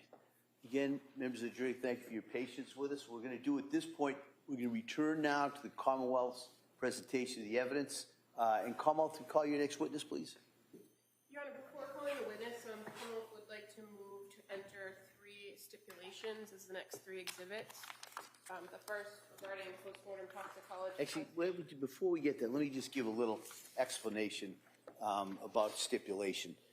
So, members of the jury, what you're going to hear is what's called a stipulation. All right, and what a stipulation is an agreement between the parties, agreement as to facts. Now, keep in mind that the Commonwealth has the burden of proof for every fact and in the elements in this case. All right, so, but the defendant has stipulated, and the Commonwealth has stipulated to these specific facts. All right, and the stipulation is basically may be accepted by you as facts and can be relied by you, along with other facts that you find during the course of the evidence. All right, and so with that, counsel. Thank you. So as the next exhibit, it's a stipulation regarding postmortem toxicology testing of Cora Clancy. 184. As the next exhibit, a stipulation regarding the postmortem toxicology testing of Dawson Clancy. 185. And the third, a stipulation regarding postmortem toxicology testing, for Callan Clancy. 186. All right, thank you. Your Honor, at the defendant's request, I would defer to the court as far as reading them in. All right, do you want? Thank you. All right. All right, so members of the jury, I'm going to read you what these stipulations are. But keep in mind, you'll have these, since they've been entered as exhibits, you'll have them with you back in the deliberations, during the deliberations, all right, back in the jury room. So you'll have these, but let me just read these to you so you can kind of have this as the case is going forward, all right? So Exhibit 184 is a stipulation regarding the postmortem toxicology testing of Cora Clancy. In the above captioned matter, the parties agree to the following facts as it pertains to postmortem toxicology testing conducted for Cora Clancy. Number 1, in accordance with laboratory policy and procedure, laboratory staff screen, analyze, and review samples submitted for testing using batch testing processing prior to final review and interpretation by the assigned analyst. 2, all policies and procedures were followed in this case. And 3, in addition to forensic scientist 2, Alicia Zimmerman, being the assigned analyst and processing samples associated with case number 23-01875, Cora Clancy, laboratory staff had the following roles in the testing process. A, Brittany Missette and Natalie Law conducted screening analysis on item 1-01, which was the heart blood of Cora Clancy. B, Hannah Knowles conducted batch review analysis of screening tests conducted by Missette and Law. C, Marissa Dreyer and Seth Utter conducted further analysis on items 1-1-01. D, Emily McCall and Jacob O'Connell conducted batch review analysis of testing by Dreyer and Utter respectively. E, Tashi Washington conducted a technical review of the entire case prior to the issuance of Alicia Zimmerman's report. And F, Jennifer Mejia documented the measurements of the specimens collected for possible postmortem toxicology testing. So that's the stipulation on Exhibit 184 regarding the testing related to Cora Clancy. Exhibit 185 is a stipulation regarding postmortem toxicology testing relating to Dawson Clancy. And so, number 1, in accordance with laboratory policy and procedure, laboratory staff screen, analyze, and review samples submitted for testing using batch testing processing prior to final review and interpretation by the assigned analyst. 2, all policies and procedures were followed in this case. 3, in addition to forensic scientist 2, Alicia Zimmerman, being the assigned analyst in processing samples associated with case number 23-01874, which was Dawson Clancy, laboratory staff had the following roles in the testing process. A, Brittany Massette and Natalie Law conducted screening analysis on item 1-1-01, which was the heart blood of Dawson Clancy. B, Hannah Knowles conducted batch review analysis of screening tests conducted by Massette and Law. C, Marissa Dreyer and Seth Utter conducted further analysis on item 1-1-01. D, Emily McCall and Jacob O'Connell conducted batch review analysis of testing by Dreyer and Utter, respectively. E, Tashi Washington conducted a technical review of the entire case prior to the issuance of Alicia Zimmerman's report. And F, Jennifer Mejia documented the measurements of the specimens collected for possible post-mortem toxicology testing. Right, and that's the exhibit regarding Dawson Clancy. All right. And then the last stipulation at this time is Exhibit 186, and that stipulation is regarding the post-mortem toxicology testing of Callan Clancy. Number 1, in accordance with laboratory policy and procedures, laboratory staff screen, analyze, and review samples submitted for testing using batch testing, processing prior to final review and interpretation by the assigned analyst. 2, all policies and procedures were followed in this case. 3, in addition to forensic scientist 2, Alicia Zimmerman, being the assigned analyst in processing samples associated with case number 23-0214, which was for Callan Clancy, laboratory staff had the following roles in the testing process. A, Brittany Massette was a screening analyst for item 1-1-01, which was blood from Beth Israel Deaconess Hospital in Plymouth. B, Natalie Law and Marissa Dreyer conducted further analysis on item 1-1-01. C, Hannah Knowles and Emily McCall conducted batch review analysis of item 1-1-01. D, Seth Utter conducted analysis on item 1-1-07, which was blood from Boston Children's Hospital, and 1-1-04, which was urine from Beth Israel Deaconess Hospital, Plymouth. E, Nathaniel Almeida conducted batch review analysis on item 1-1-07. And F, Robert Anderson conducted batch review analysis on item 1-1-04. He also conducted a technical review of the entire case prior to the issuance of Alicia Zimmerman's report. And G, Jennifer Mejia documented the measurements of the specimens collected for possible post-mortem toxicology testing.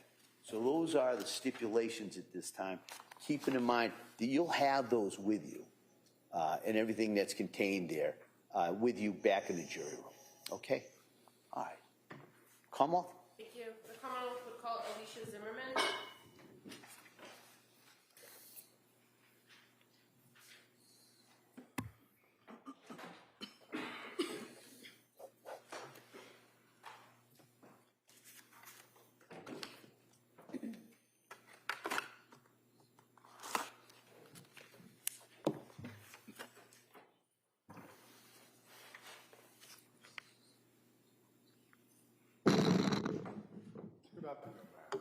Stop right here, raise your right hand.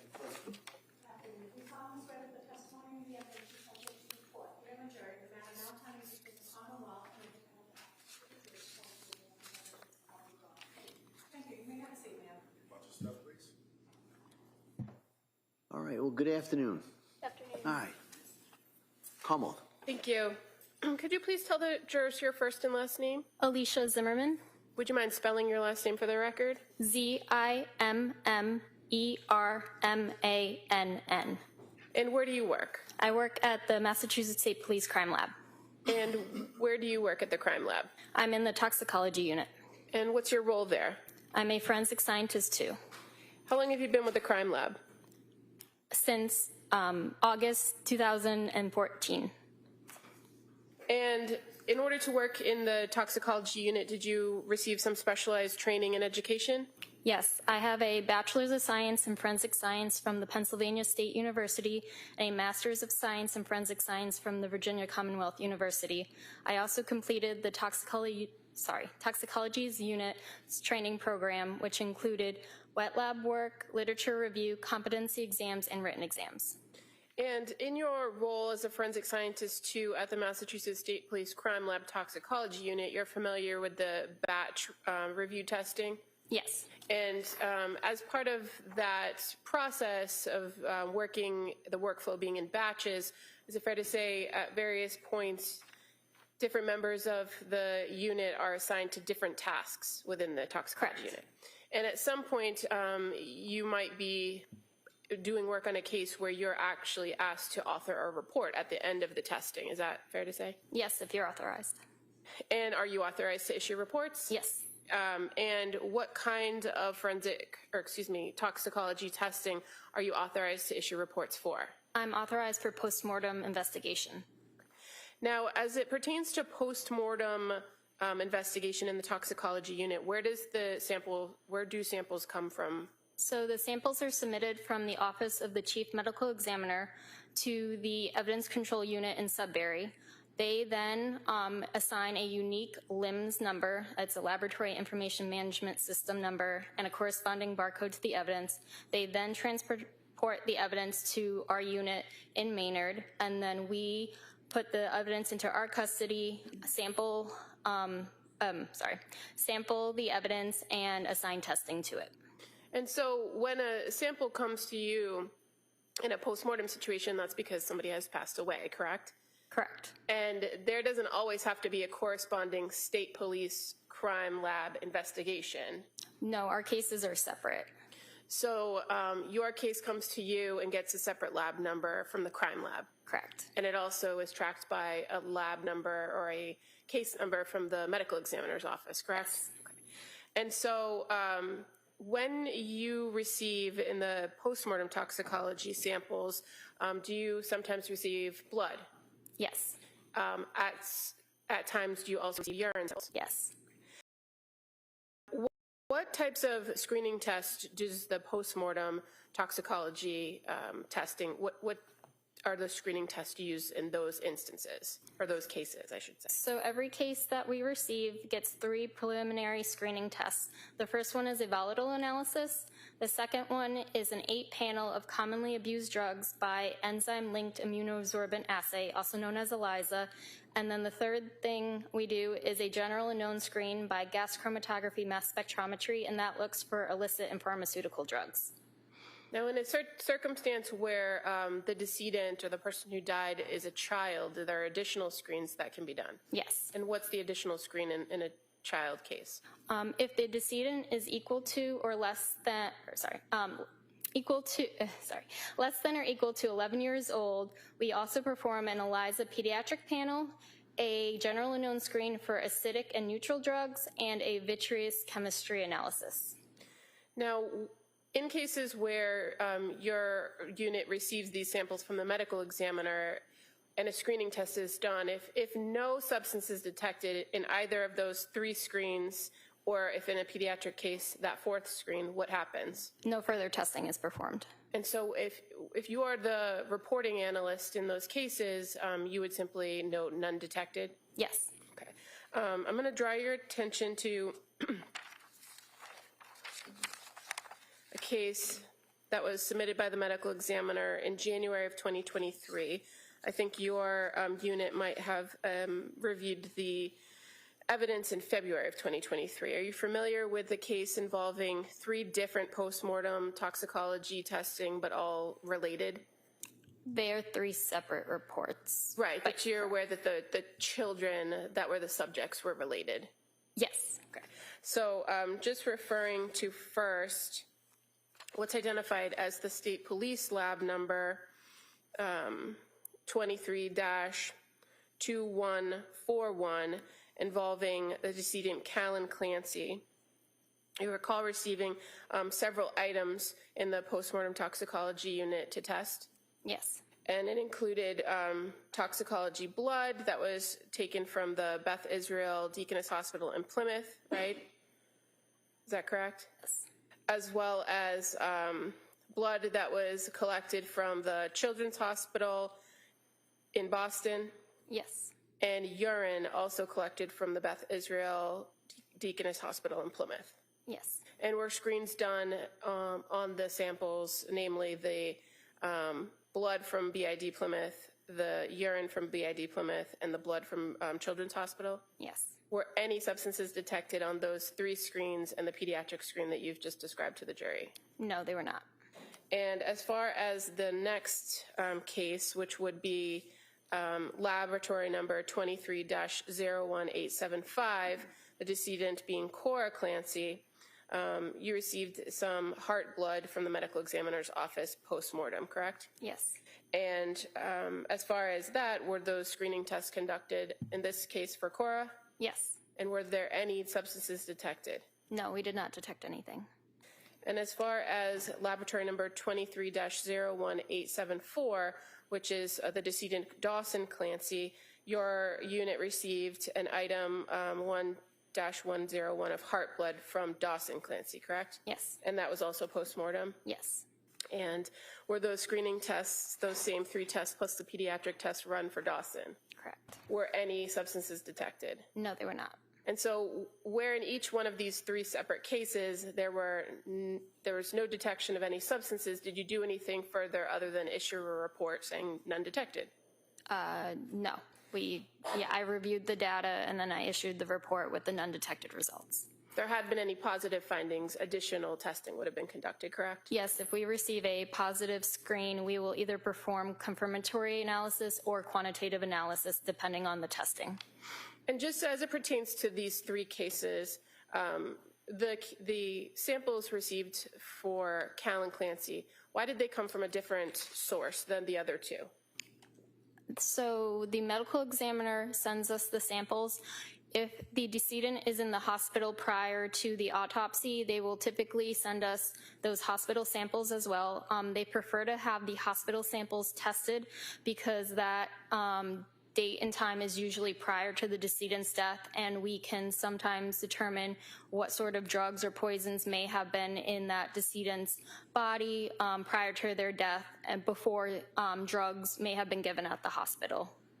And once these tests are conducted in the postmortem toxicology unit, the results, where are they sent to? They are sent to the medical examiner to go with their report. Thank you. Nothing further. All right. Attorney Reddington. Questions? All right. Thank you, ma'am. Thank you. Thank you.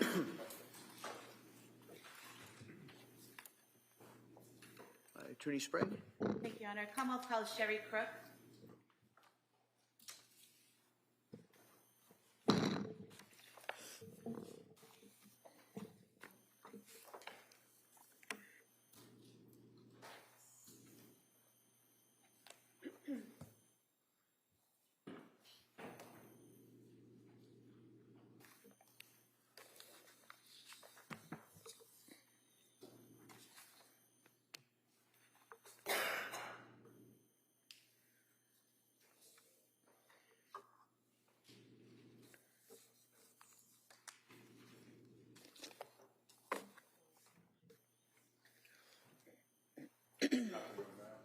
Stop right here. Raise your right hand to the clerk, please. Good afternoon. You solemnly swear that the testimony and the evidence you shall give to the court and the jury is not enough to prove the Commonwealth will defend its charge is the truth, the whole truth, and nothing but the truth.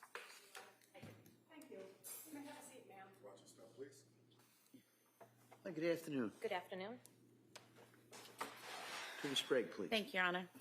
Good afternoon. Can you please state and spell your name for the record? Good afternoon. My name is Sherry Crook, Sherri, last name Crook. What do you do for work? I'm a supervisor in the crime scene response unit at the Massachusetts State Police Crime Laboratory in Lakeville. And how long have you held that position at the lab? I've been a supervisor in that unit approximately 18 years, and I've worked at the lab for 26 years. Can you describe for us your educational background, please? I have a Bachelor's of Science in Biology from UMass Dartmouth and a Master's of Science in Criminal Justice from Westfield State College. And if you could just describe for us the nature of your work and your duties at the lab. So my main job is a supervisor in the crime scene response unit. As a supervisor, I am a liaison for the state when crime scenes occur and a forensic scientist is needed. So I answer calls, figure out what type of services are needed. I then get forensic scientists to respond to areas. I oversee generally the southern region, which would be Plymouth County, Cape and Islands, Norfolk, Bristol County, but I do take calls for the entire state. I oversee the forensic scientists that respond to my area. I technically review reports. I also am involved in the criminalistics unit where I test and examine physical evidence for the presence of biological fluids. This would be blood, semen, and saliva, and trace materials, hairs, fibers, gunshot residues. These cases include fatal and non-fatal beatings, stabbings, shootings, sexual assaults, and motor vehicle accidents. We do the testing in the lab, similar to the testing at crime scenes. And what type of training have you had to be qualified to be a forensic scientist in all these different areas at the lab? So when I first began, I've always worked in the criminalistics unit. I went through a training process where I first observed trained chemists in the analysis of evidence. I then performed this analysis under the strict supervision of my supervisor. At the completion of each area that I was testing in, I took written and oral competency exams. So there's several areas in blood, semen, saliva that we take tests on to prove our proficiency. And have you passed all of these competency tests? I have.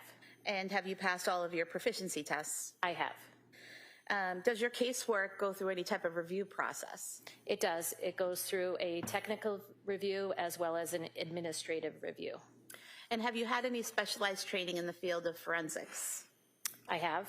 And what type of training? So I first had training in the lab, and then I have had external training that has included bloodstain pattern analysis training, crime scene reconstruction training, and a microscope class.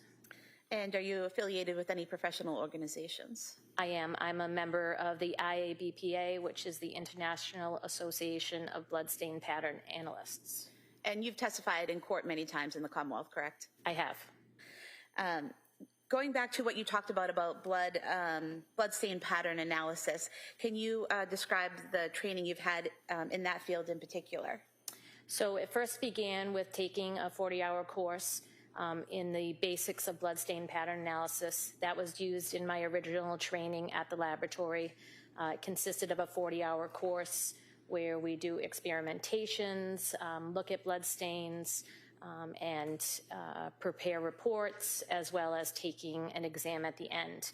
So that was my original course that I took. I've since taken 7 other additional courses that include another basic bloodstain class. I've taken advanced bloodstain pattern classes. I've taken fluid dynamics of bloodstains, and I've also taken bloodstain classes on fabrics. Now, do you undergo any continuing education after all of that training on bloodstain pattern analysis? I do. Can you describe that?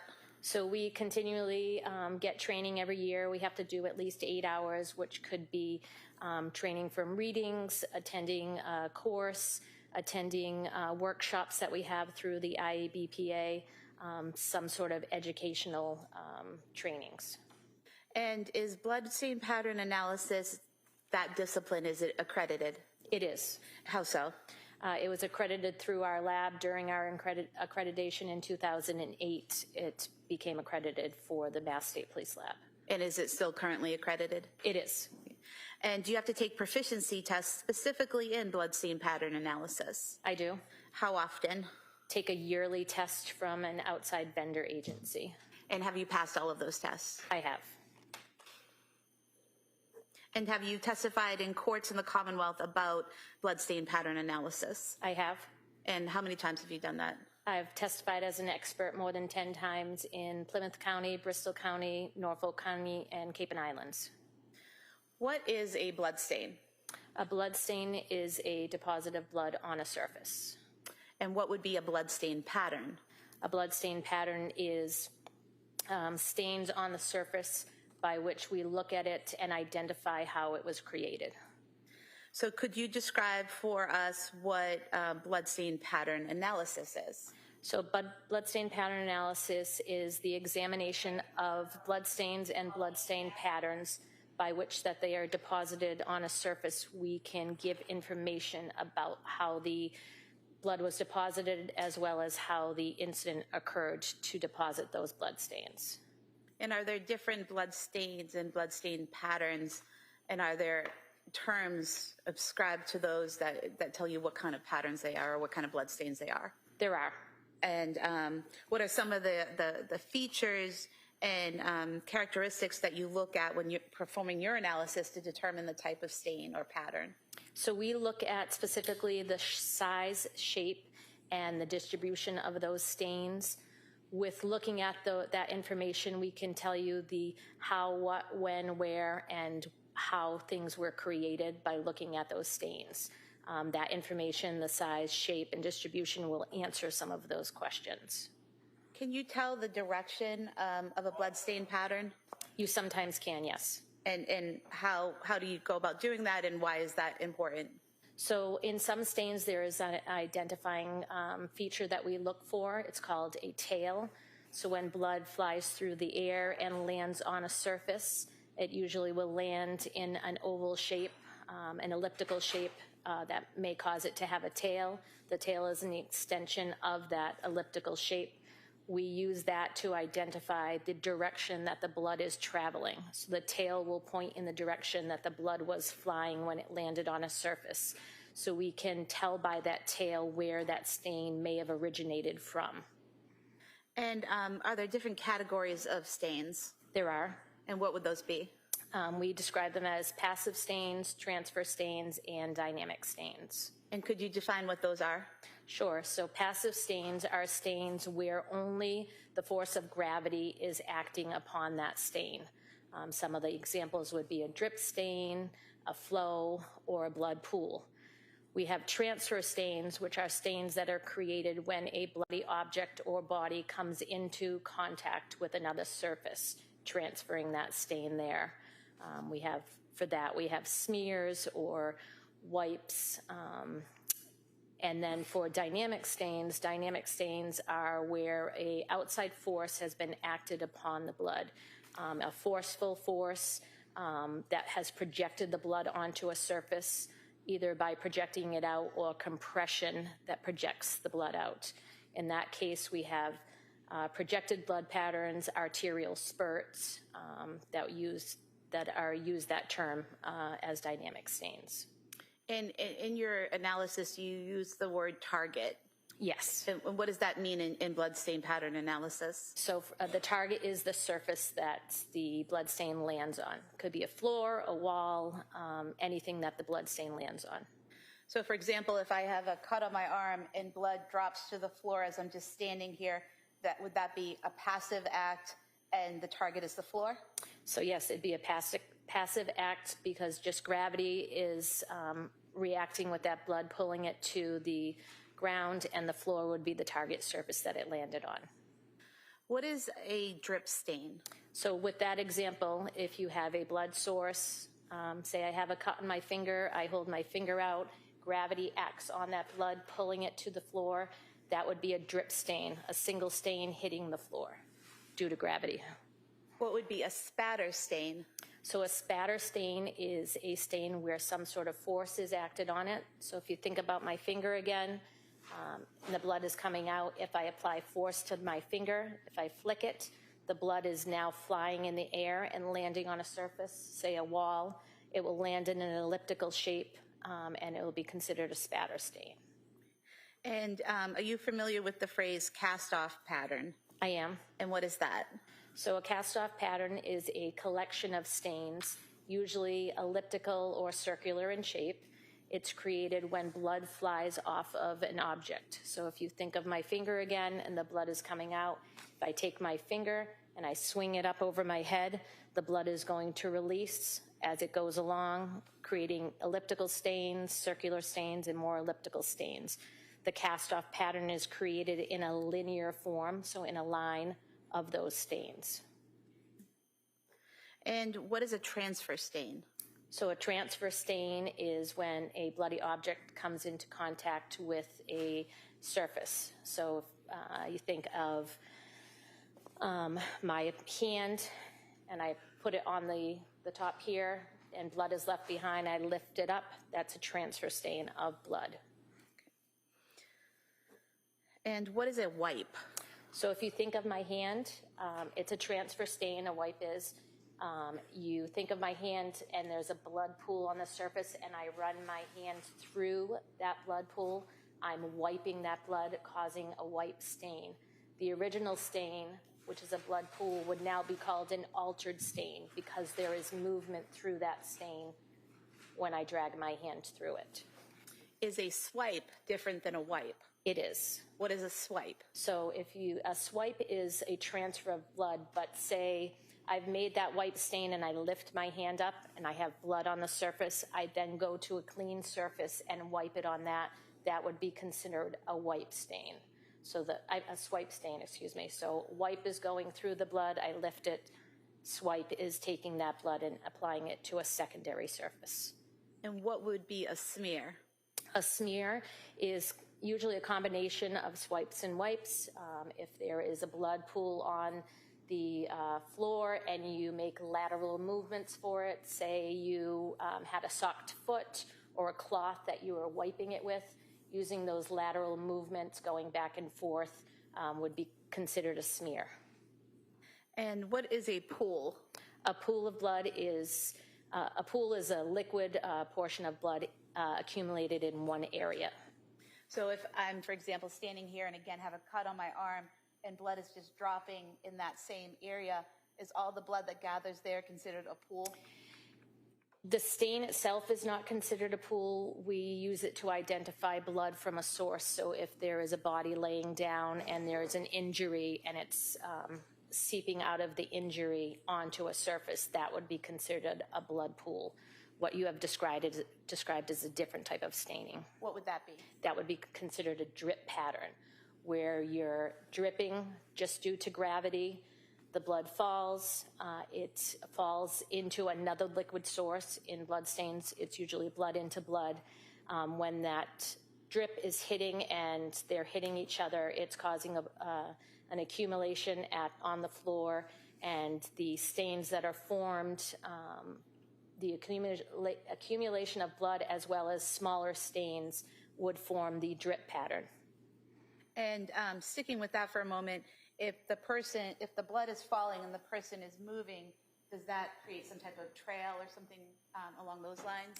It does. So we would identify that as single drip stains, and then if it's in the line with some movement, that would be considered a drip trail of the drip stains. And what is a saturation stain? So a saturation stain is similar to a blood pool, but the surface that is on is an absorbent surface. So it's a portion of liquid blood on, say, a mattress or a carpet that seeps into that absorbent material. And what about a satellite stain? So a satellite stain is a secondary stain. So if you think about my drip stain, as it's dripping from my finger, as it hits the ground or the surface, it can break apart. Though when it breaks apart, those little stains are called satellite stains. They come from the original parent stain. And what about the term flow? Flow is a term that we used when there's an accumulation of blood on a surface and there's enough that gravity can take hold of it and pull it down. So if you think of water dripping down a surface, or if there's a large accumulation of blood, it'll create like a stream going down to where gravity is. And are there some blood stains where no determination can be made? Yes. And how so? So we have some blood stains that just don't give us enough information by their size, shape, or distribution. So sometimes we can just generally call them red-brown stains. When we do our examination, depending on what we're examining and how we're examining it, say it's a blurry photo, we may just call it a red-brown stain because we cannot identify anything from the features because the photo is bad. And how are blood stains typically documented at a crime scene? So there's a trained forensic scientist that is at every scene that we document as far as blood stain pattern analysis. They are trained in documenting the stains as far as a sketch. We also document them with ruler tape. We want to know how high up stains are from the floor, and we also use very small ruler tape with individual stains. That tape is used to show the size. It is then photoed by crime scene services. They'll do a far away shot so we can get the whole information in one shot. They will do a medium and then a close-up of stains so we can get the sizes of the stains. Those photos are used for documentation and reviewing when we do our exam. And do you do your interpretation and analysis at the scene or through photographs? So with those photographs, we do the examination back at the laboratory. I want to show you some things on the screen here. Are you familiar with this slide here? I am. And how are you familiar with it? So that is a slide that pictures of drip stains that I've used during my trainings to show how the stains were formed when it hits at a different angle. So depending on how it hits on an angle is how it will form. So the bottom stains, which are more circular, will fall at a 90-degree angle. And as you get to more of elliptical shapes, they fall at different higher angles when they hit the target surface. With these that are shown here, labeled drip stains, these are all drip stains. It's just how they fall at different angles. Correct. Mark this as the next exhibit. Any objection? All right, that may be admitted.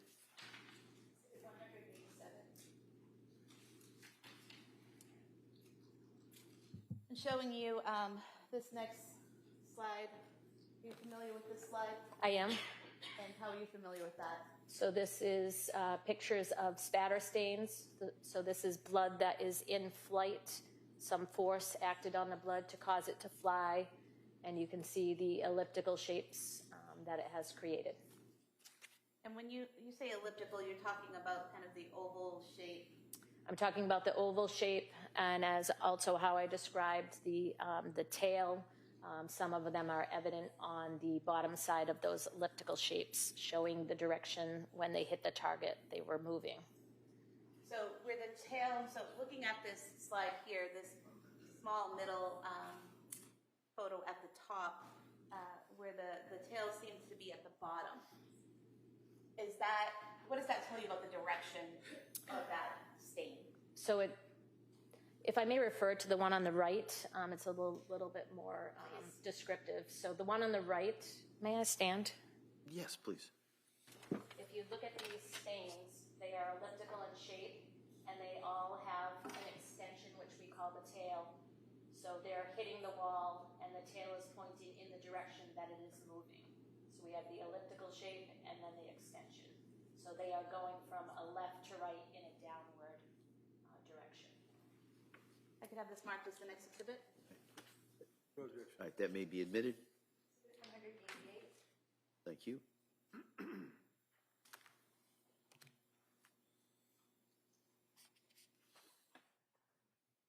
Then showing you this next slide. Are you familiar with this? I am. And what are we seeing here? So this is an example of a projected pattern, which is one of those dynamic stains. On the left is an arterial spurt. So there was an artery cut, say it was in the arm. With the compression of that blood, it is projected out and has landed on the wall in a curvy, linear fashion. And did you say that's on the left? On the left, yes. And what about on the right? That is the blood when it hits the ground on the right. So on the left, it's hitting the wall, and then on the right, it's dripping down to the ground?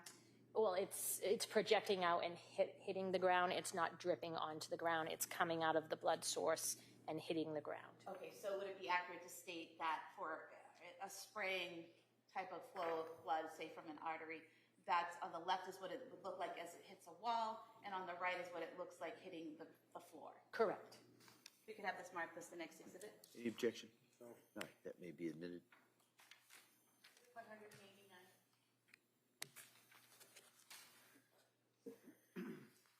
Now, were you asked to do blood stain pattern analysis on this case? I was. Okay. And what did you use in terms of materials to conduct that analysis? I used photographs that were supplied from crime scene services. I utilized reports that were written by Maureen Hartnett, the chemist.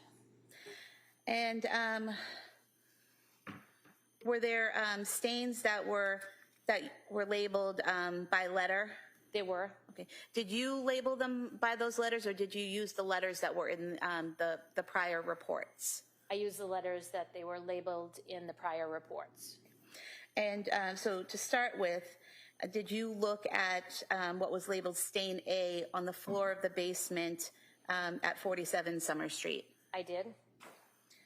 And showing you this page here, what are we looking at here?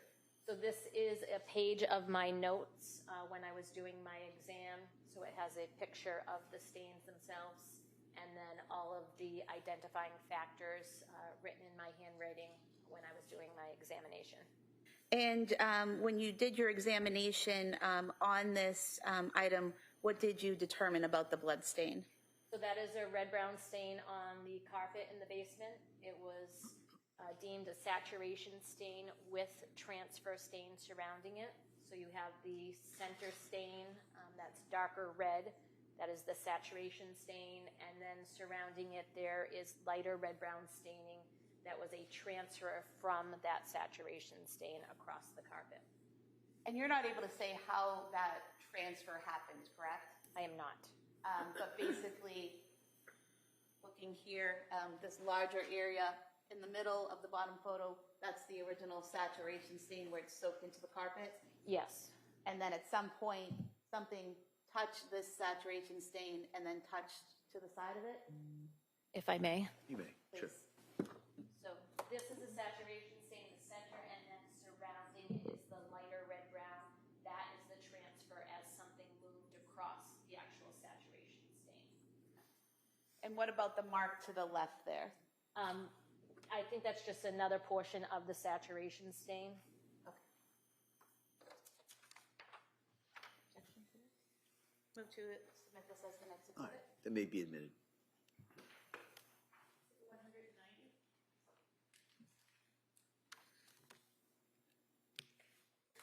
Did you also look at some blood stains on the floor of the master bedroom? I did. And specifically referring to stain B, showing you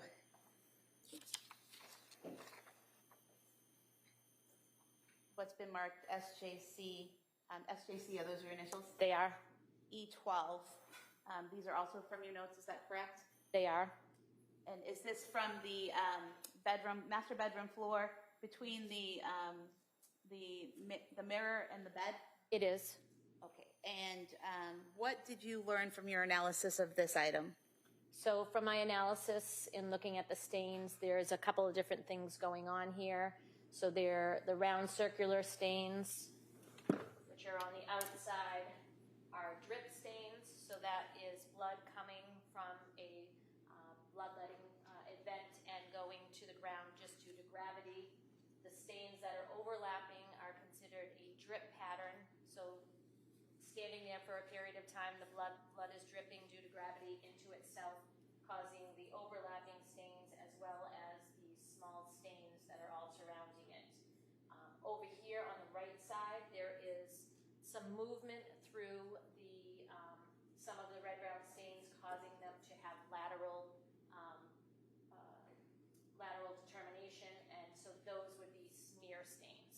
So they're originally drip stains that were smeared through.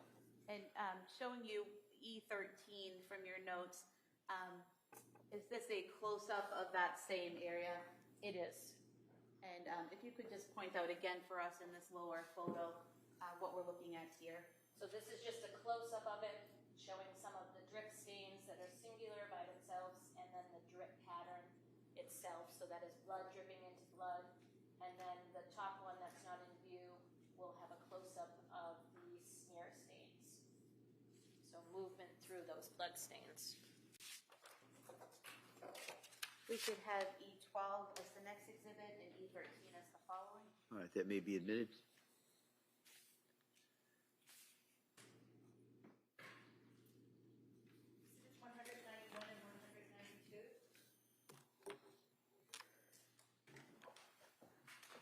And just for clarification, showing you what's been previously marked as Exhibit 159, that's that same area for E12 and E13? It is. The staining on the ground is right in front of the mirror, and the bottom portion is the bed, so between the mirror and the bed.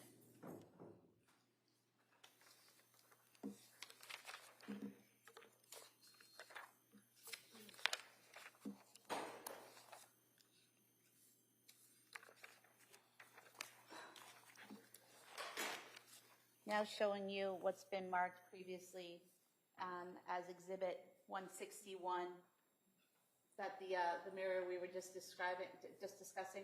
Yes. And did you do an analysis on the blood stains on the mirror? I did. Showing you what's been marked as E14 in your report. I'm just going to zoom in here to the top photo. Now the stains have been marked there with a ruler, correct, as you described previously? Correct, yes. And then in the lower left, can you tell us what we're looking at here? So this is a close-up of the stains from the top picture with the ruler attached. And what, if anything, were you able to determine about these blood stains on the mirror? So the blood stains themselves were elliptical in shape, so it did give me some information. There was a larger amount of blood, so you can see on the stains that it starts to go down the mirror. That's due to gravity, so we call that flow. Because they were elliptical in shape, there are two different categories that they could go into, which would be a drip stain that just landed at an angle, or actually a spatter stain, which is a blood in flight. Because I couldn't tell the difference, but I did limit it down to either a drip stain that fell at an angle or a spatter stain that was forced onto that mirror. So I couldn't come to a definite conclusion, so I brought it down to either a drip stain or a spatter stain. So would it be accurate to say it could either be from someone being near the mirror bleeding and blood dropping on it, or someone with blood, or an instrument or something with blood on it moving and spattering the blood on it? Correct, either of those motions.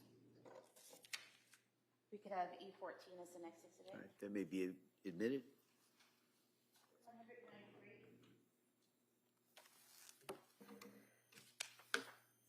Showing you what's been previously marked as Exhibit 162. With the bedroom windowsill. Correct. And showing you a close-up at 163. Did you examine this blood stain? I did, identify it as stain D. And what did you determine based on your training experience about this blood stain? This blood stain didn't give us too much information. It was irregular in shape, so I couldn't tell exactly what it came from, but I did classify it as a transfer stain. So something bloody, having a red-brown stain, coming into contact with a non-bloody surface, leaving that stain there. So a transfer stain on the windowsill.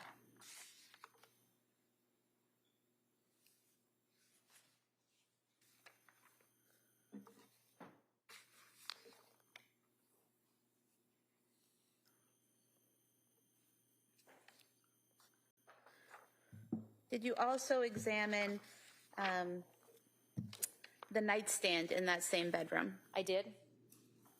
Showing you what's been marked Exhibit 164. Is this the area that you examined? I examined the whole area, so a picture that shows the whole knife and then the area surrounding it.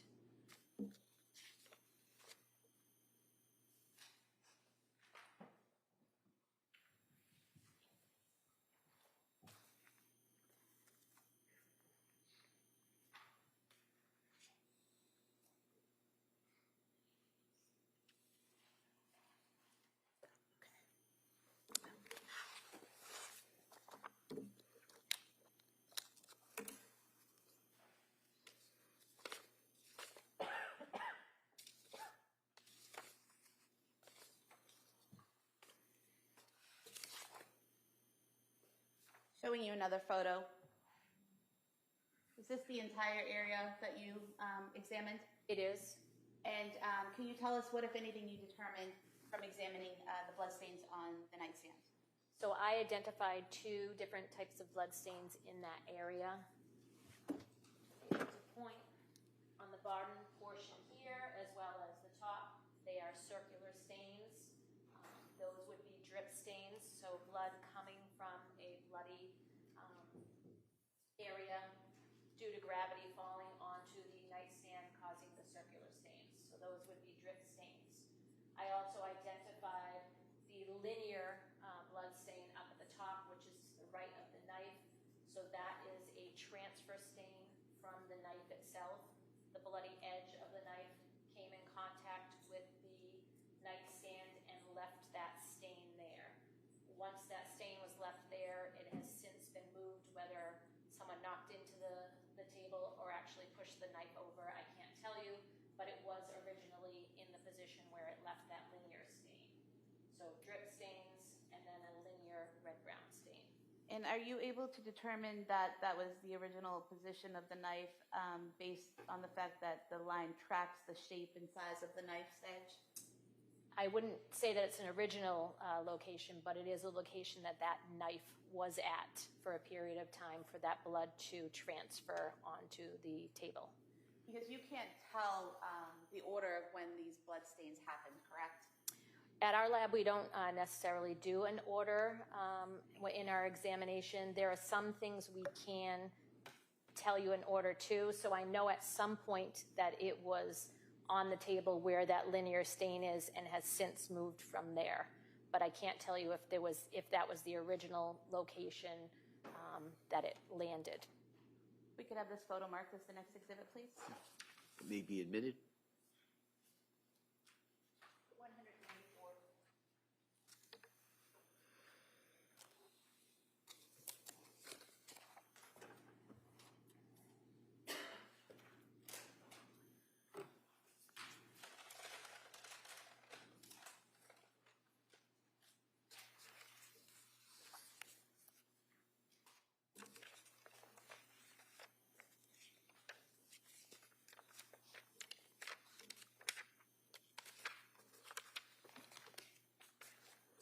Showing you what's been marked SGC E17 from your notes.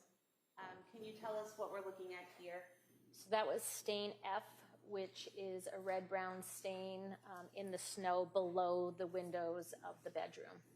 And what, if anything, were you able to, what are you able to tell us about this stain based on your training and experience?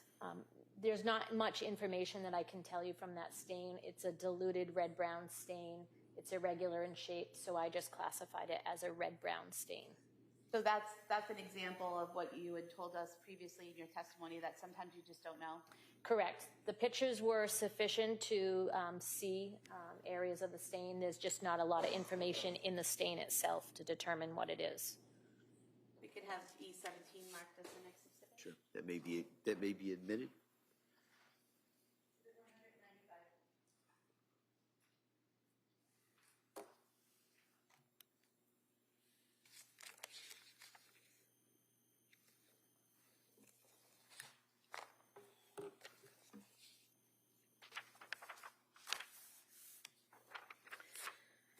Did you also look at some stains on the floor of the master bedroom entrance? I did. Showing you a photograph here. Do you recognize what you see here? I do. And what is that? So those are red-brown stains at the doorway to the entrance of the bedroom. And at some point in time, we'll strike that. What, if anything, can you tell us about these blood stains?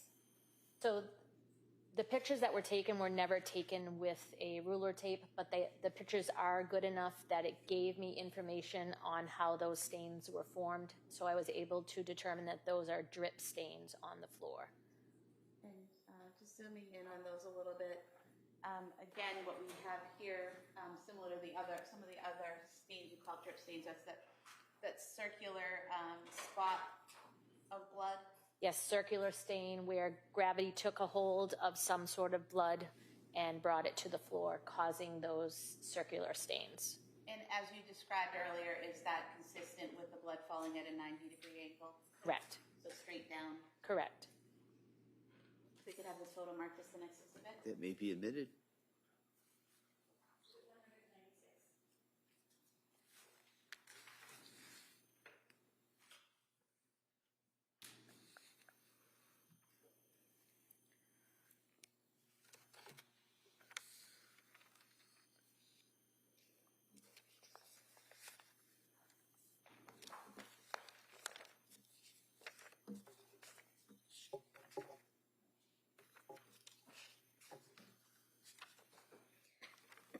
Excuse me. Did you also look at what's depicted here in Exhibit 46?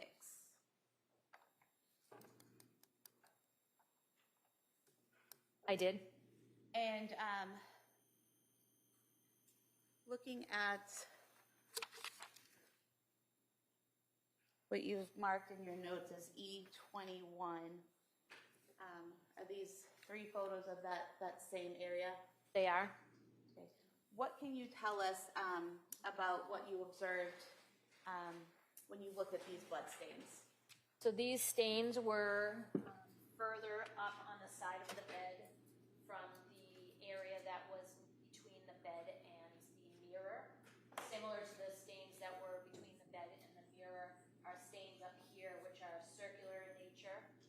So they're drip stains, and then an area where the drip stains fell into each other, causing another drip pattern. So this is a drip pattern with singular drip stains in an area between the bed. And showing you another photograph, does this depict that same area but also going over towards to the right of the nightstand? It does. So this is the area on the left side of the bed. Down below it is the area that was between the bed and the mirror, and the window is up over here. So you can see the singular drip stains, you can see the drip pattern where blood is dripping into blood, and then all of the smaller stains are the satellite stains that occur when the blood is hitting and causing it to fly. Are you able to look at the stains here in the drip pattern and tell whether there was any movement or in what direction the movement was? We can't tell what type of movement there was because they are circular stains. The only thing we can say about this is for a drip pattern to be formed, there has to be a stationary blood source. So you have to, say it was your finger, you would have to stand there for a while and allow the blood to drip out into each other, causing that drip pattern. So we know, or I've deemed that there was a period of time that the blood source was in a stationary position, causing that drip pattern. And the amount of time that it would take for that amount of blood to pool, would that be dependent on the wound and how it was bleeding at the time? Correct. And you can't tell that from the photograph, correct? I cannot. We could have this photograph marked as the next exhibit. All right, that may be admitted. 197.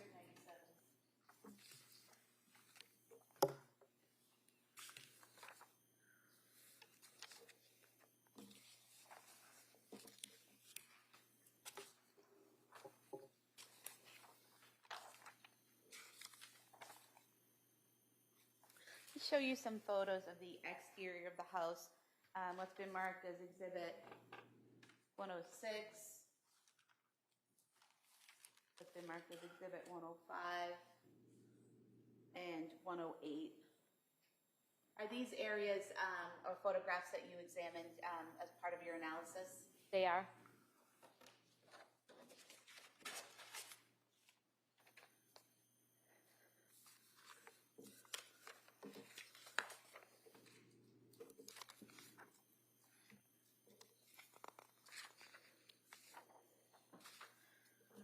Showing you what you've marked E19 from your notes.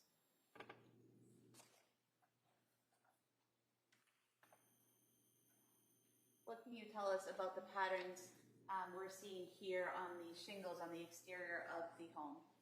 So these are photos of the red-brown stains on the shingles between the second and first floor window. A far away view up in the top left, and then closer pictures blown up to show the red-brown stains. There were two areas, and then there was some excess of blood. You can actually see it dripping down. I'm going to object to the concept of blood because we all know that that was never tested. It actually was tested. All right. Can I see over here?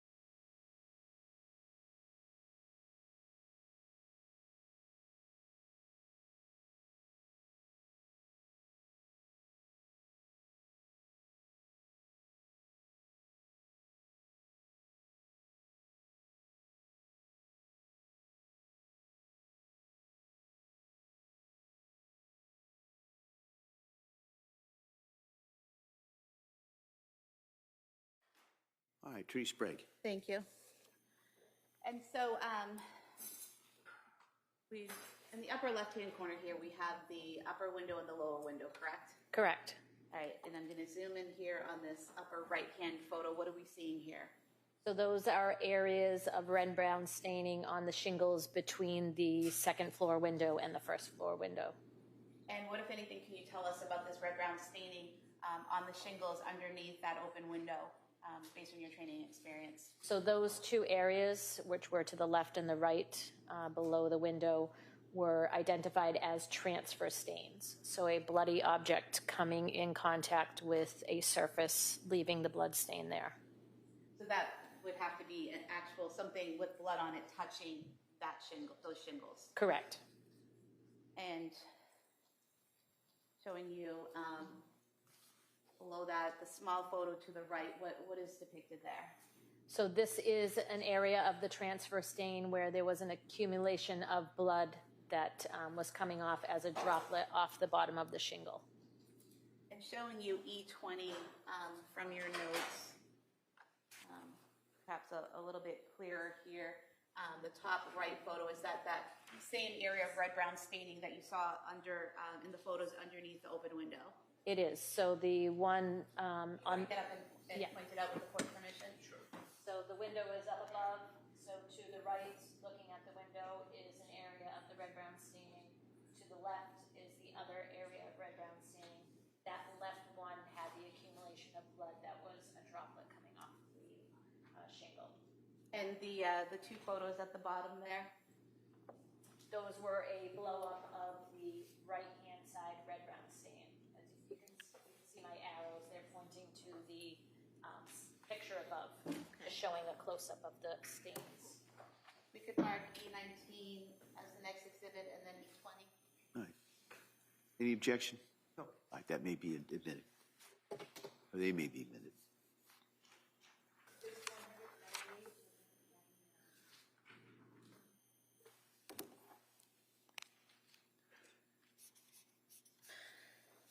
And then showing you what's been marked as exhibit 105 and zooming in here on the open window and the orange ball there at the bottom, the red-brown staining right above that. Did you examine photos of that? I did. And showing you your notes E18.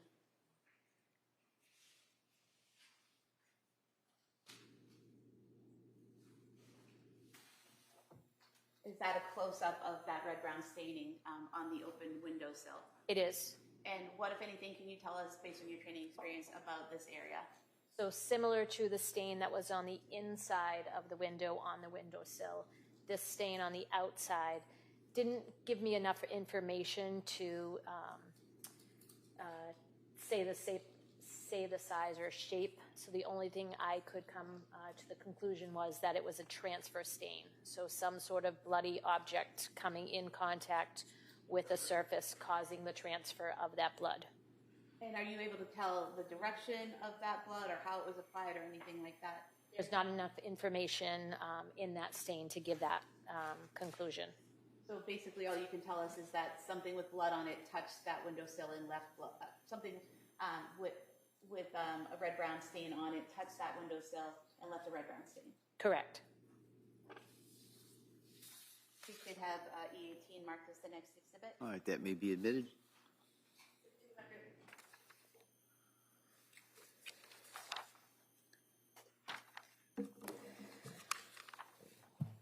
And then showing you what's previously been marked as exhibit 108.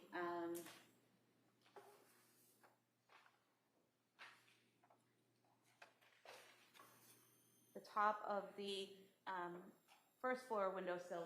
Did you examine those red-brown stains? I did not.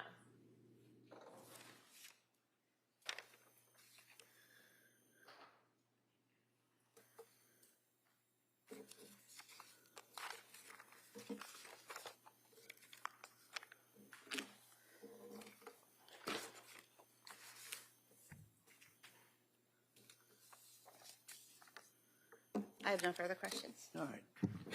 Mr. Reddington.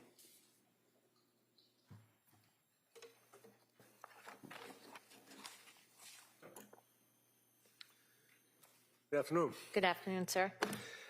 Just a couple of questions. You are, is it correct, you're a trained scientist? Is that what you're referred to, or? I'm classified as a forensic scientist at the supervisory level. Okay. And Maureen Hartnett would be classified as what? She's a forensic scientist as well. The step below me, forensic scientist 2. Okay.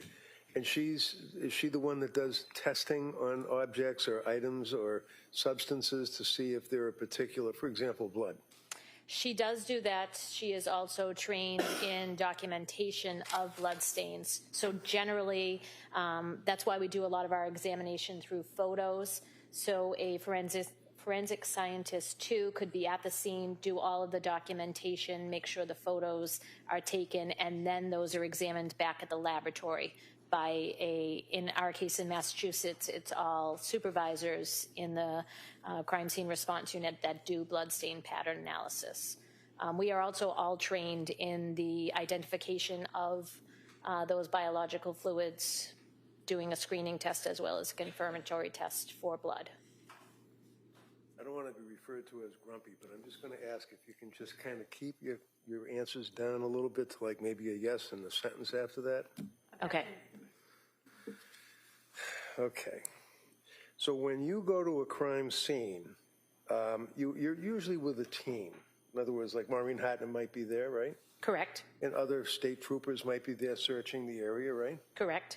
And one of the things that you are doing is relying, if you will, on your associates or other people that are working that particular crime scene to do appropriate and adequate testing of substances, right? Correct. So, for example, and again, when you're investigating on a murder case and you're dealing with substances that are deposited, for example, in that bedroom, the master bedroom, it's not appropriate, if you will, to speculate that something is blood, and that's why it's referred to as a red-brown stain, right? Correct. We use... But your experience is such that you have a wealth of knowledge as to the ability to draw an inference as to what it might be, right? We're not able to look at a red-brown stain and call it blood. We call it by adjectives, so it would be deemed as a red-brown stain. We have to wait until we do a confirmatory test to say whether we call it human blood or not. So when you say a confirmatory test, you're referring to the fact that you have a screening test that you can do that initially would determine if it's possibly blood, right? Correct. Then it goes to the next phase, which would be a confirmatory test, which Ms. Hartnett would do, right? Correct. And then you go to the determination as to whether it's animal or human. It might be a primate blood, but it could be a human blood, and then you determine that it's human blood, right? The next step after Maureen is actual DNA, so it will tell you whether it's human or not human and whose blood it actually is. Okay. So we know that there was a transfer stain from the inside of the house, if you will, onto that ledge on the right-hand side of the window, right? I believe it was on the left-hand side. Okay, so as you're looking out the window, it's your understanding that the smudge, if you will, that was on that window was on the left-hand side? I believe so.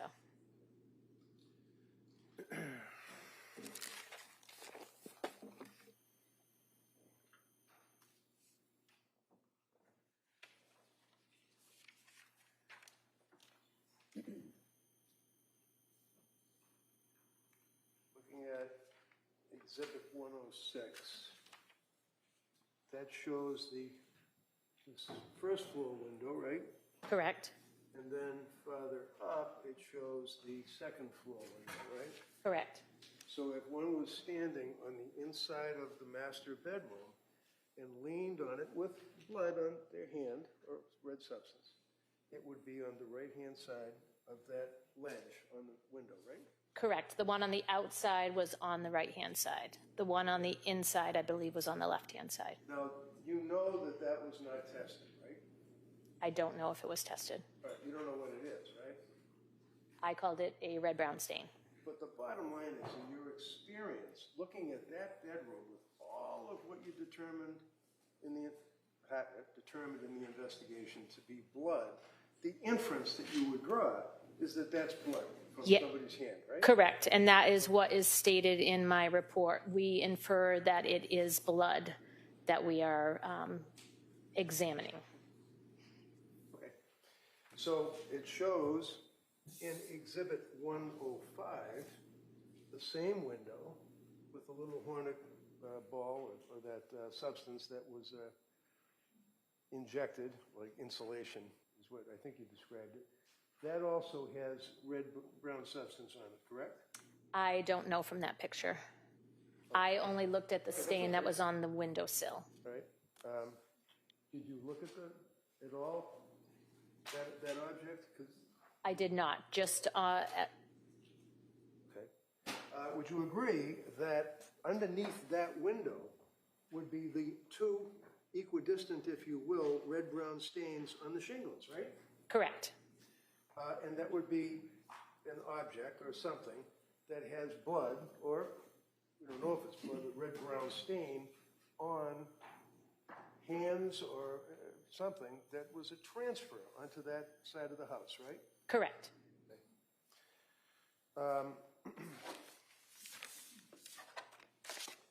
Other areas of the bedroom, for example, counsel showed you the door coming into the bedroom and there were two drop marks of the red-brown stains. You know, those were never even tested. I'm just saying, this is a murder case. It was never tested, right? But you're assuming fairly that that would be blood, right? I don't know whether they were tested, but I deemed those that they were blood in my examination. And blood on the doorknob itself, too, so that from the inside of the bedroom going up, right? The windowsill? No, the doorknob. I don't know of any red-brown stains on the doorknob. Okay. Now the knife, photograph of the knife, and I know people can recall that, that has that linear stain that you referred to that you were able to observe, correct? Correct. And looking at Exhibit 162, that would show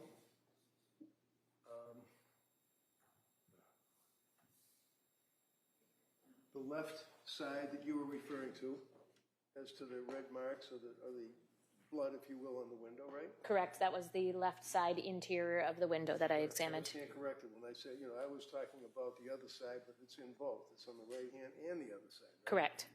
So that would be, again, drawing an inference, would be somewhat conceivable with a person with blood on their hands leaning on the window. This portion of the hand out here, this portion of the hand on the inside, leaving the transfer, right?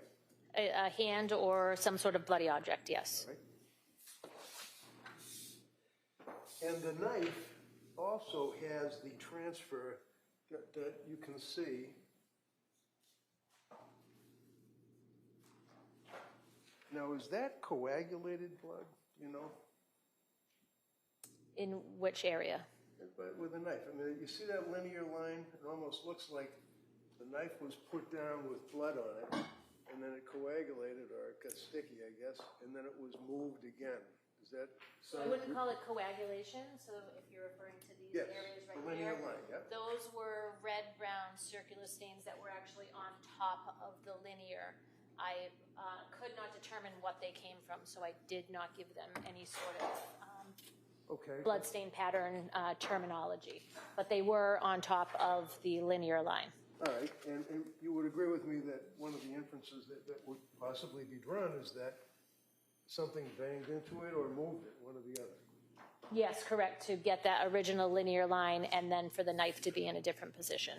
Now, the photograph in Exhibit 45 is the mirror. Correct. And then you were referring to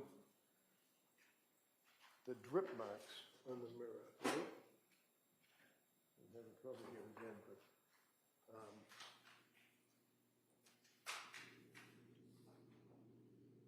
here we go. So I referred to them either as drip stains or spatter stains because Right, I was and not able. That would be consistent with some type of a violent movement, would it not? I mean, if the person's cutting their throat, for example, and they're cast off onto the mirror, or leaning, I guess you said at an angle. So it would be either due to gravity or due to blood in flight. So a force applied, sending that blood to land on there, or drip due to gravity. And blood in flight, the inference would be that it's cast off, if you will, from the knife, going in a particular direction towards the mirror, right? It would be a spatter stain coming off of any sort of blood source, whether it be the tip of a knife, a cut on the hand, something in flight.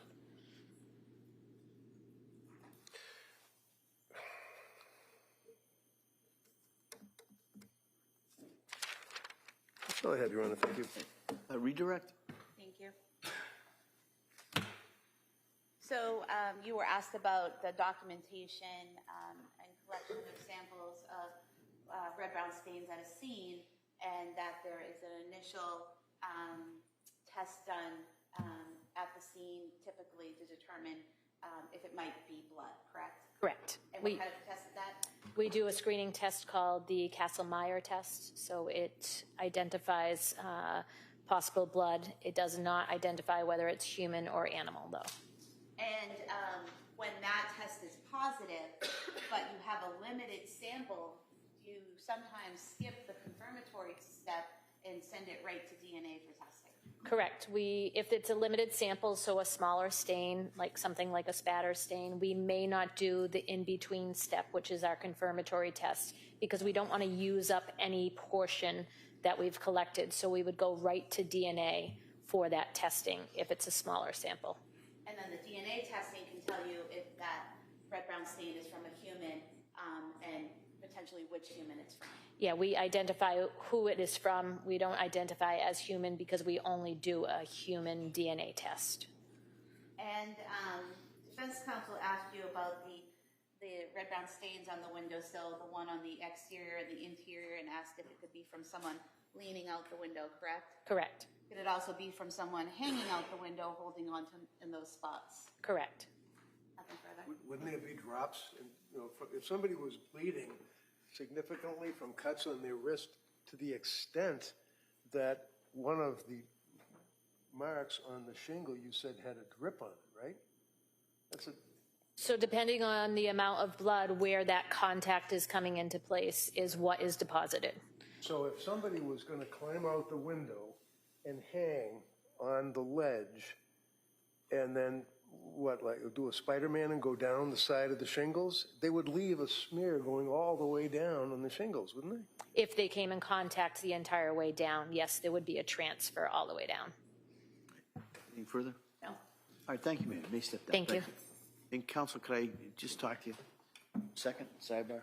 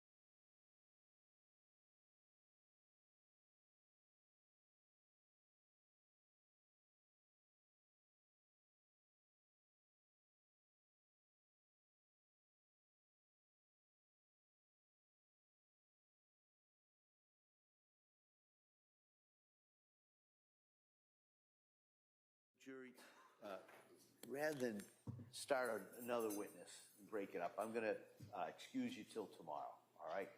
I don't think we'd finish with this next witness anyway. So I'm going to excuse you. Now, tomorrow's schedule, we are not going to be sitting in the afternoon, all right? I can tell you that. So I'm going to ask you to be here at 9 o'clock. Remember, I'm going to ask you those same questions. Same instructions. Don't talk about this. Don't do any research. Don't watch anything. Don't listen to anything about this. I appreciate all the work you've done so far. I appreciate all your time. And so I'm going to ask you to follow those and continue to follow those instructions. And I'll see you tomorrow morning, and we'll get right back to the case. Okay? Court, all rise. Good. Please close the notebooks. Place them on the chairs.